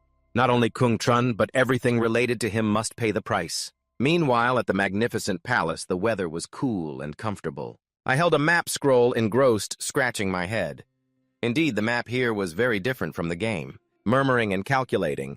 If I'm not mistaken, this time is before the player encounters the Divine Realm illusion, right? Fufu suddenly appeared. Binbo Tap new big brother is occasionally quite impressive. She lifted her leg, revealing a seductive thigh. "If that's the case, Fufu add a little more reward?" Bia spoke in a coaxing tone. "If there's nothing else, I'll take my leave." He bared sharp teeth and laughed. "I still have a bit of business waiting by my mother's place." I held the reward, a piece of wood shimmering with light, helplessly raised it. "What kind of reward is this?" Then I tossed it away mercilessly. It looked like a chewing stick for people pretending to eat. Baya, with his beastly nature, jumped up and happily gnawed on the wood. Suddenly, sensing something strange, he murmured, "Body aura level 6, practicing the cracking technique on the bite area." He hesitated and asked, "Uncle, did you really give this to me?" I replied coldly, "If not, then why do you think there's anyone more suitable here?" Silently thinking, I decided to leave the latter parts of the 2 manuals to Lolo and Mongdi. I turned to Vian Vian. "I'm looking forward to it." Tu Vi leaned in close. She misunderstood, knelt, and looked down at my lower half, stammering, "Master, would it be too embarrassing here?" I was startled, dazed, then regained composure and pushed her away coldly. "What are you doing? I told you to stand opposite me."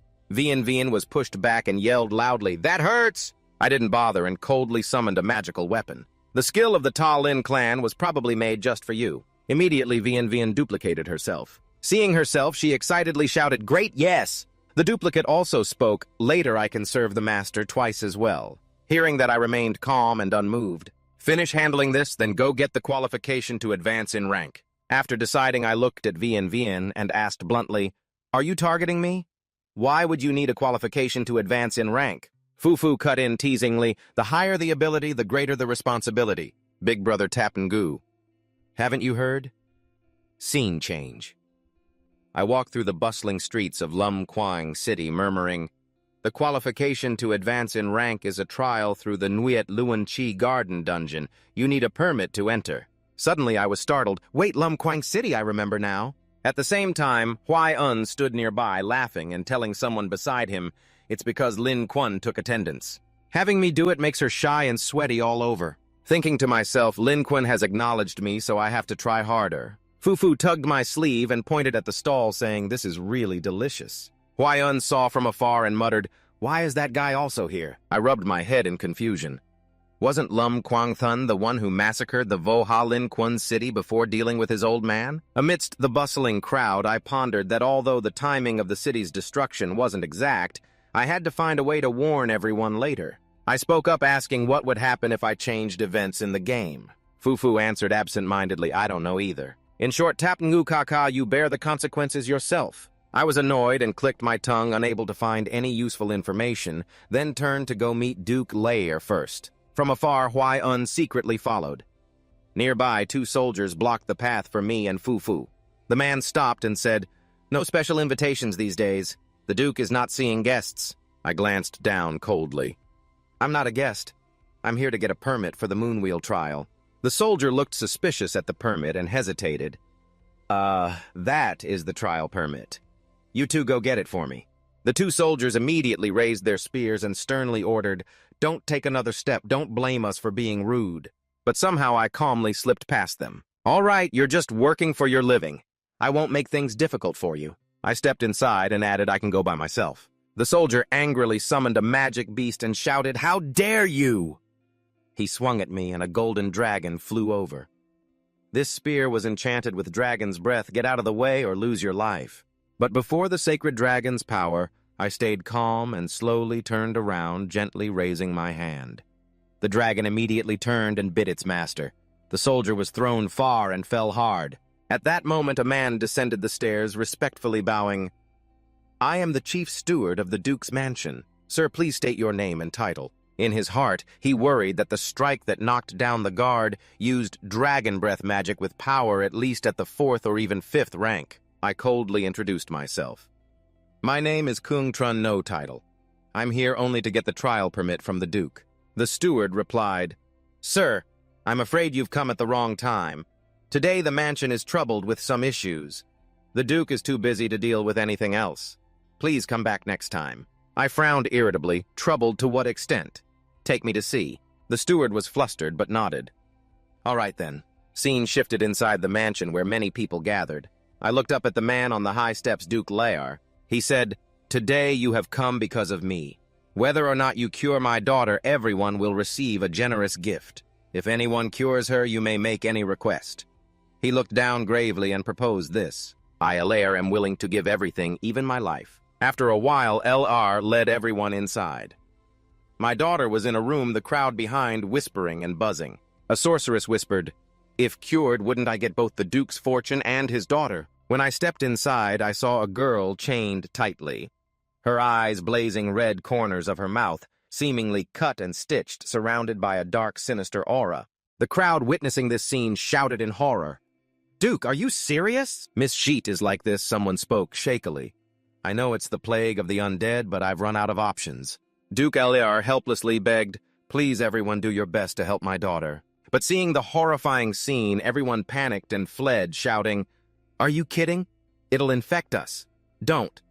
I don't want to become a demon like that." Sonia confidently stepped forward. I, Duke Lair, volunteered to try once. She approached and raised her hand to cast a spell. "I will use the holy light purification to relieve Miss Jeet's suffering." The Duke's eyes lit with hope and gratitude. "If a nun volunteers to help, that's wonderful." Sonia tried her best, but the holy light did not respond. She gritted her teeth and tried again while Miss Jeet screamed in pain. After a while, Sonia gasped in despair. "The holy light won't respond no matter what." Just then I stepped in, seeing the scene before me, and muttered, "I remember now." Voha destroyed the city because someone inside was infected with the plague of the undead, which couldn't be cured back then. I silently recalled a rumor 10 out of 10, 100 out of 100, the whole city turned into zombies. Voha wanted to save them, but no matter what he tried, it was useless. His spirit shattered, leading to the city's destruction and even killing his own father. I muttered that it sounded pitiful, but he was really just a madman under too much pressure. Sonia helplessly turned to the Duke, apologizing. "Your Grace, the only thing I can do is let your daughter fall into a sleep far from suffering." Elair angrily growled, "You want to end her, I won't allow it. She's still human, still my daughter." Sonia replied sorrowfully. "But if we don't deal with it, the Duke's entire family and even this city will be in great danger." In that life-or-death moment, I spoke up. "So much effort wasted, just use the haunting technique, that's enough." Duke Alair was startled and shouted, "Who are you?" Sonia looked puzzled at my words and muttered, "Haunting what?" I stepped closer, nearly like a lady observing her condition, not blaming them. Players entering the illusion realm happened after the Dark Legion invasion, facing 15 magics. By then it had advanced greatly. I silently analyzed using Fire Shadow as an example. Players had learned immortal techniques while the locals were still biting each other, researching fusion with dogs. How could they compare? I raised my hand, a cold, black aura spreading out, so just watching is enough. I punched hard, breaking the chains. The young lady was thrown high. Her face pale mouth, spewing poisonous blood. Then she slowly woke up, opening her eyes and wondering what had happened to father and son. El Heir was astonished to see his daughter awake, shouting, my daughter, you finally came back." After the punch, I calmly thought to myself, in this era there are indeed some great magicians. Sonia of the Holy Light seems to be the creator of many spells against the Dark Legion. Sonia timidly stepped forward, calling Sir, hesitating. "May I ask what skill you used? I want to learn. Can you teach me?" I coldly replied, "You no chance. This is haunting technique. To learn it, you must abandon the Holy Light." "You've trained since childhood," Sonia thought, then firmly said, "If it's to save people, I volunteer." I turned and gave a slight smile, right. "But you probably don't want to," then I made a displeased face. "Wait, what did you say?" Sonia declared resolutely. "To save more people and fight the plague, I volunteer to learn the haunting technique you mentioned." I silently marveled the legendary sage, known across the continent for decades, is now following me to learn haunting technique. Outside the Duke Lars mansion, he respectfully handed me a pass. Grandmaster Kung's permit to enter the secret realm is inside, plus the Duke's office token in Lumquang City. Just present it, and everything will be settled. Besides this, I can meet any other requests you have. Kung Trun listened calmly, raised an eyebrow slightly, and replied, "This is enough. And as for other requests, it seems there are none. If I think of anything later, I'll come back to find you, old man." Moved tears ran down his wrinkled cheek as he bowed respectfully, voice trembling. "Grandmaster Kung, the Duke's office will forever owe you a debt of gratitude." On the way back, Kung Trun and Fu Fu unexpectedly met Sonia. The young woman's eyes sparkling with determination as she hurried forward, voice full of longing. "Grandmaster Kung, why did you agree to teach me haunting technique?" "Could it be because I lack talent? I vow to put in all my sweat and effort to learn it." Kung Trun quietly observed her eyes, briefly thoughtful. A thought flashing through his mind. This sweat is quite a lot. He cleared his throat, covered his mouth with his hand. Voice calm. "I just think you don't need to follow the haunting path. You should study the light. Maybe you can find a way to eliminate that disease." Sonia looked a bit doubtful and softly replied, "But the Holy Light doesn't respond to me. If I meet someone sick, won't I be helpless?" Kung Trun turned back, voice lowered as if pondering, "Could it be because your faith isn't strong enough?" Sonia repeated, "Faith." Then, as if awakened by a beam of light, she grasped Kung Trun's hand tightly, voice full of emotion. "Thank you, Grandmaster Kung. Although you are not of the light, you understand me better." "I am guilty. Please accept my repentance." She knelt, clasping her hands, her voice gentle but firm. "Maybe the Holy Light will have a way to cure the plague, but I wavered because of my own incompetence." Kung Trun scratched his head, looking tired and a bit frustrated, sighed, and said, "Good that you know, so please head back quickly." Sonia smiled brightly, her eyes full of hope. "Master Kuong, I will do my best, and I hope next time you can guide me again." Watching Sonia's figure slowly disappear, Quang Tran sighed softly and murmured, "It's not that I don't want to, but turning the Holy Light Maiden into a dark shinobi like this seems too cruel. Is this really okay?" He turned to Fu Fu, who had just appeared, and asked, with such a big bug appearing, who knows how this damn system will mess with us next? Fu Fu shrugged, whining, as he ate a skewer of glutinous rice balls. Hearing that, Quang Trun felt unsettled, glanced toward a nearby stall, and suddenly remembered they had already paid last month. Suddenly, a man at the stall holding a skewer of rice balls growled, threatening the old lady. "You paid last month for these 3 months, now you pay for next year, got a problem. If you don't pay, then scram." The old lady trembled, stammering, "We only run a small business, where would we get so much money?" Quang Trun couldn't stand the injustice, stepped forward with a cold glare and said, "You rotten uncle, you're being unreasonable." The man glared back at him with contempt, "Little demon. Where did you crawl out from?" He shouted, "Move aside from me." The old man aggressively swung his arm to attack, but before he could strike, Quang Tran was fast as lightning, grabbing his arm tightly. The old man yelled in pain, "It hurts, it hurts." With a scowl, he growled threateningly, "Your mother dares to lay a hand on me inside the city. Do you know who your father is?" Quang Tran frowned without hesitation, raised his permit in front of the old man, who immediately changed expression. his eyes showing clear fear. He gasped, stammering, You're from the Duke's mansion. Not daring to linger, he hurriedly turned his back and ran off, muttering sorry for the trouble. Fu stood beside, angrily watching the man's retreating figure, grumbling what a villain. Quang Trun stepped up to the stall, smiling gently at the old lady. "Ma'am, may I have a skewer of rice balls?" The old lady's face lit up with joy as she replied, Sure.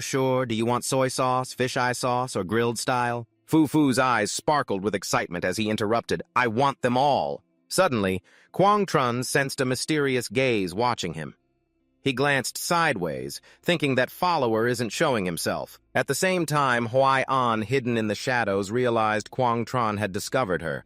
She furrowed her brow, wondering how did he find out I was perfectly disguised. Just then a kid suddenly ran up, pointing at Huai An, shouting to his mother, "Mom, there's a monster." Hearing this, Huai An got annoyed and couldn't help but throw her mask to the ground, muttering in an irritated tone.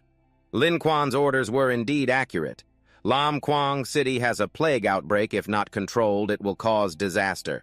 She stepped straight in front of Quang Trun, her sharp gaze going straight to the point, apart from the Duke's daughter.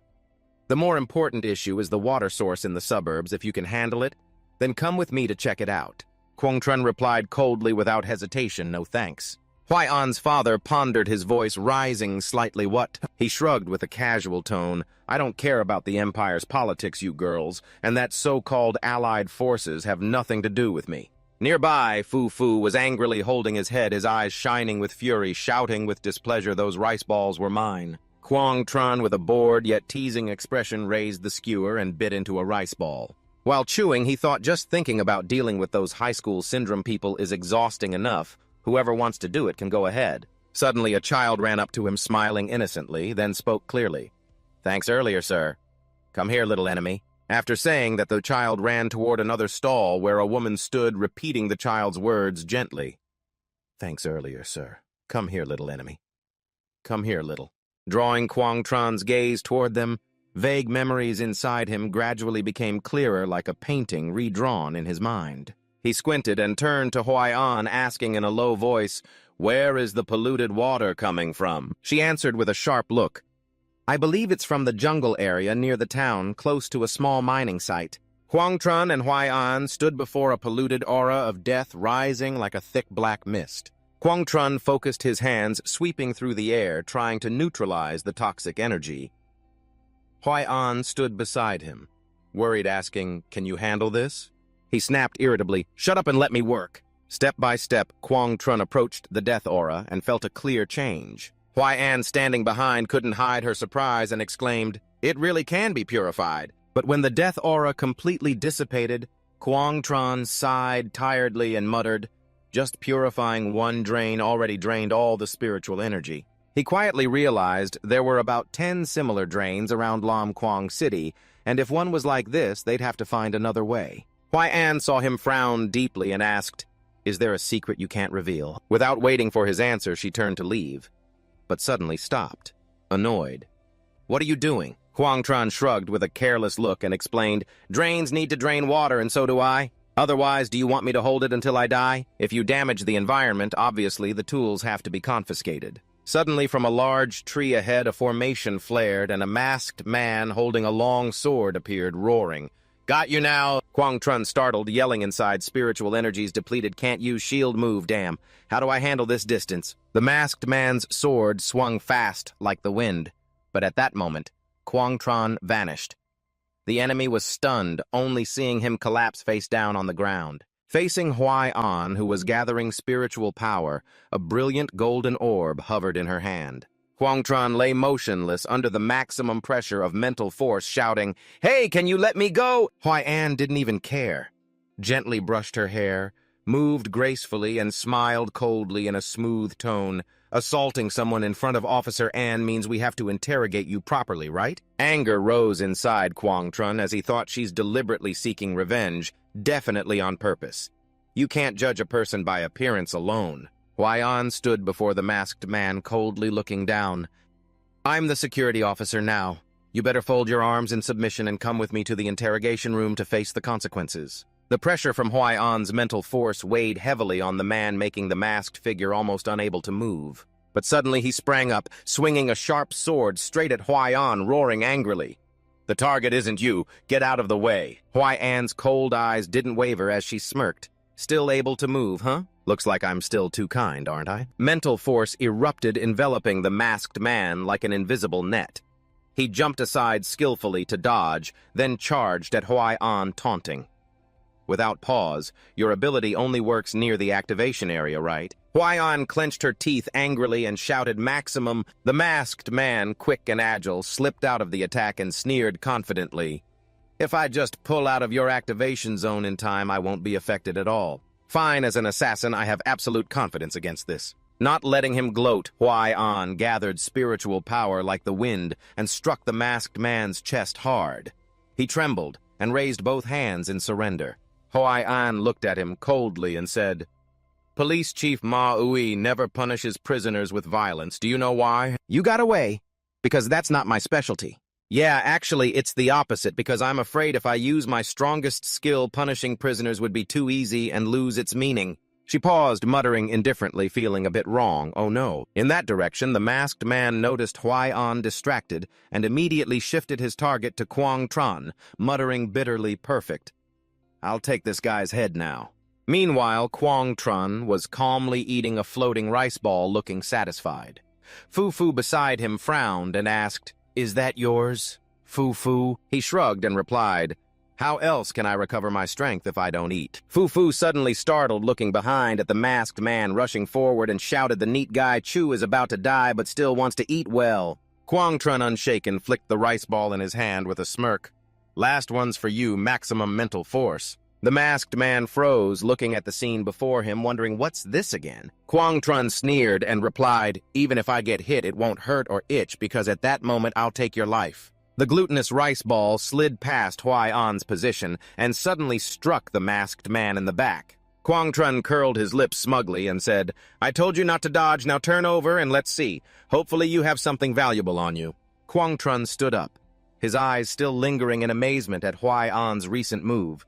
Was his mental power really that formidable? He bent down, searching the masked man's body, and found a token, muttering suspiciously, "What is this?" Fu, do you think it's useful? Those random trinkets on this miscellaneous guy aren't worth much, not even a tenth of what you gave me. Huai-An looked curious, brightening up as he snatched the token. "Let me see it." She studied it carefully, her expression suddenly growing serious. Indeed, no mistake. This is the bodyguard token of Voha Lin Quan.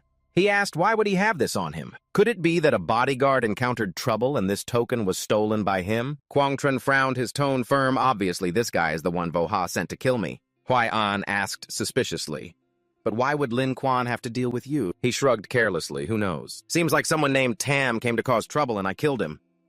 Before he died, he babbled something about being from Voha." Hearing this, Huai-An suddenly woke up, raising her finger confidently. "Don't worry, I'll investigate this thoroughly.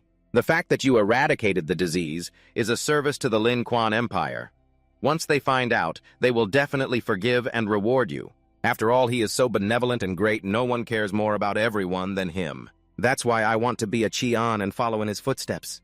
Quang Tran thought to himself, all right, her grandfather is pure and innocent. The assassination has nothing to do with him, nor the massacre. He turned serious and said, "By the way, I can't purify all the polluted water in Lam Quang City. You better go inform others to prepare, or that guy will massacre the entire city." Huai-An's face was cold as ice and asked, "Who?" He replied calmly, but with hidden meaning, "You'll know when the time comes." He turned and walked away. Huai-An hurried after him, shouting, "Hey! Don't go, explain clearly!" At the Imperial Palace, Quang Tran and Fu were strolling leisurely when he suddenly spoke thoughtfully. "If you can't teach your child, it's the father's fault. That's the guy, Trung Nhi Ling Quan. After all, the old emperor is too weak as a father, so I have to talk to him myself." Fu quickly explained anxiously, "Katap Kaka, don't be so confident. There are many masters in the palace, plus forbidden magical formations. If you enter, you won't be able to teleport out." Quang Tran smirked confidently. "But Isn't Fu here? My life is in her hands. Yes, Fu's eyes lit up as if enlightened teasing. So you want to rely on me? Well, that's not impossible. Just trust in the great magic of Fu. Quang Trun smiled slyly and took out a large notebook, holding it up in front of her. First take this, then later. Fu is so cute. If she falls, she might cry a long time, right? Fu looked surprised and exclaimed, "What is it?" But before she could understand, Quang Tran grabbed her hand and shouted, 1, 2, 3, go! They both dashed off like a gust of wind. A while later, at a rocky cliff, Quang Tran was training his fists fiercely, each strike echoing. Meanwhile, Fu flew around like a small whirlwind, heading toward the Imperial Palace. At the palace gate, 2 guards were startled when they saw Fu flash by like lightning. One was confused. Did something just fly past? The other tense ordered, "Everyone be alert immediately, inspect for potential dangers from above." Quang Tran observed silently. Now's the time. The soldiers approached Fu. One asked suspiciously, "Young lady, what's going on?" Fu pretended to panic and shouted loudly, "A human trafficker tried to catch Fu, but luckily I risked my life to escape." The guard hurriedly asked, "Where is the trafficker?" She pointed in one direction with a trembling voice. "He's over there." Hearing that, the soldier immediately ordered, "Quick, go investigate there. We can't let anything happen near the royal city." The other soldier replied clearly, "Yes, Captain." Fu pretended to be innocent, bowed her head, and whispered, "Thank you, Uncle. Then Fu will go home now." But the soldier seemed to notice something unusual and shouted, "Wait, if there are human traffickers, let me take you home. Where do you live?" Fu lowered her face silently without replying. Meanwhile, at a corner of the royal palace, Kung Trun casually ate chicken with King Gum in front of him. He muttered with delight, "The chicken thigh is delicious, crispy outside and tender inside with just the right amount of salt." "The royal chef's skills are quite impressive," he said, looking at old King Gum. King Gum angrily clenched his teeth, thinking silently, "How dare he say I can't speak?" Kung Trun seemed to guess his thoughts and struck first. "Don't worry, I mean no harm." Then he silently sent a thought, "Now you can use telepathy to talk to me." King Gum narrowed his eyes and sent a mental voice, "Who are you?" Kung Trun took a bite of chicken, chewed fiercely, and replied telepathically, "Who I am isn't important. What matters is that the city of Lum Quang has broken out with a plague." He stood up confidently, resting his hands on his thighs, and as he passed King Gum, he said, "Moreover, it's your kind-hearted eldest son, Voha. Because he couldn't stop them from breaking through the defenses and massacring the city. If anything is to be changed, it has to be now. That's also why I came to you, Emperor Gum." The voice was skeptical through telepathy. "A plague. Are you joking? Our Northern Empire is always protected by God. How could something like that happen? And you say the city was massacred? That's even more impossible. Although my son might act a bit recklessly, no one loves the people of this land more than him." Before he could finish, Kung Trun cut him off coldly. "On the day he was born, the entire Northern Valley whispered his name, Ak-O, my son, the destined leader of the North. Isn't that right?" Gum was stunned, his lips trembling as he stammered telepathically, How do you know what I wanted to say? These words have been kept in my heart for decades. I was just waiting for the right moment to give them to him." Kung Trun looked at him with a serious glance, thinking silently. That's right, he definitely never expected this would be his last words before capture. He took a breath and calmly said, "After all, lying doesn't benefit me. Isn't that what you said? Then you can verify it yourself." Ba Guang was furious, his eyes wide but helpless, only able to send a voice, "Although I don't know this young man's intention, as soon as Mayan arrives, we'll know for sure." Hearing that, Kung Trun suddenly shouted, "May, your old man secretly called someone over." Outside, 2 soldiers were escorting Fu.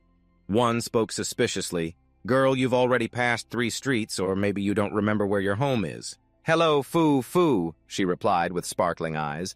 "When you're hungry, you have to eat enough to have the strength to think. Can you go buy something for Fu to eat?" One soldier ordered, "Just take the girl back." The other worriedly asked the captain, "What if she's the daughter of some noble family? Have we offended someone important?" The captain coldly replied, still more suspicious than those trying to approach the royal city.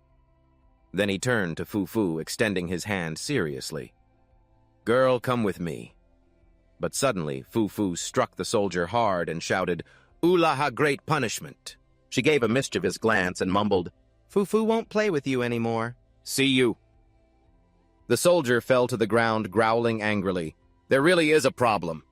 He hurriedly contacted old Mayan. "Sir Mayan, this is an urgent matter." "Mayan, this is. Please come here immediately to meet His Majesty and investigate." Inside the magic orb, old Mayan observed everything with a cold voice. "Don't worry, this entire royal city is already in my hands."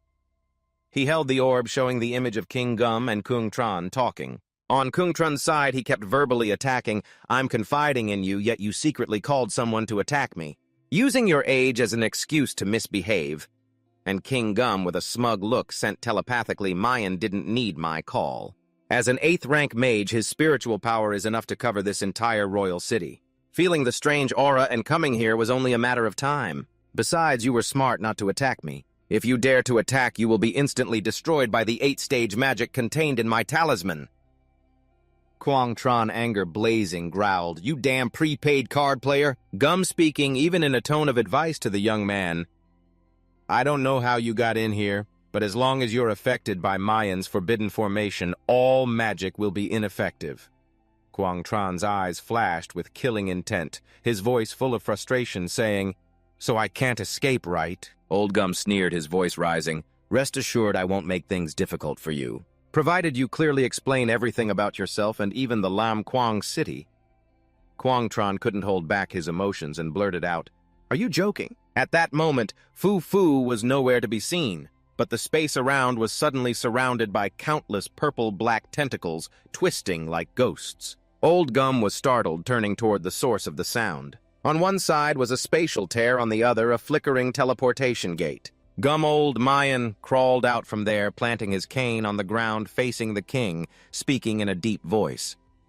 "Mayan, how many people in this entire continent are as strong as you?" Gum's eyes brightened, repeating, "Mayan, how many people in this entire continent are as strong as you?" "I Mayan," he replied coldly. "There might be about a dozen who could rival me, but even if they are stronger than me, the forbidden formation I set up in the royal city can stop that person for some time. At least they won't be able to leave comfortably." So who exactly can reach this level? The scene shifted to a precarious rocky cliff where King Gum stood, fishing eyes glancing around in all directions. He muttered in astonishment, "This is truly miraculous. Clearly the intention was tragedy."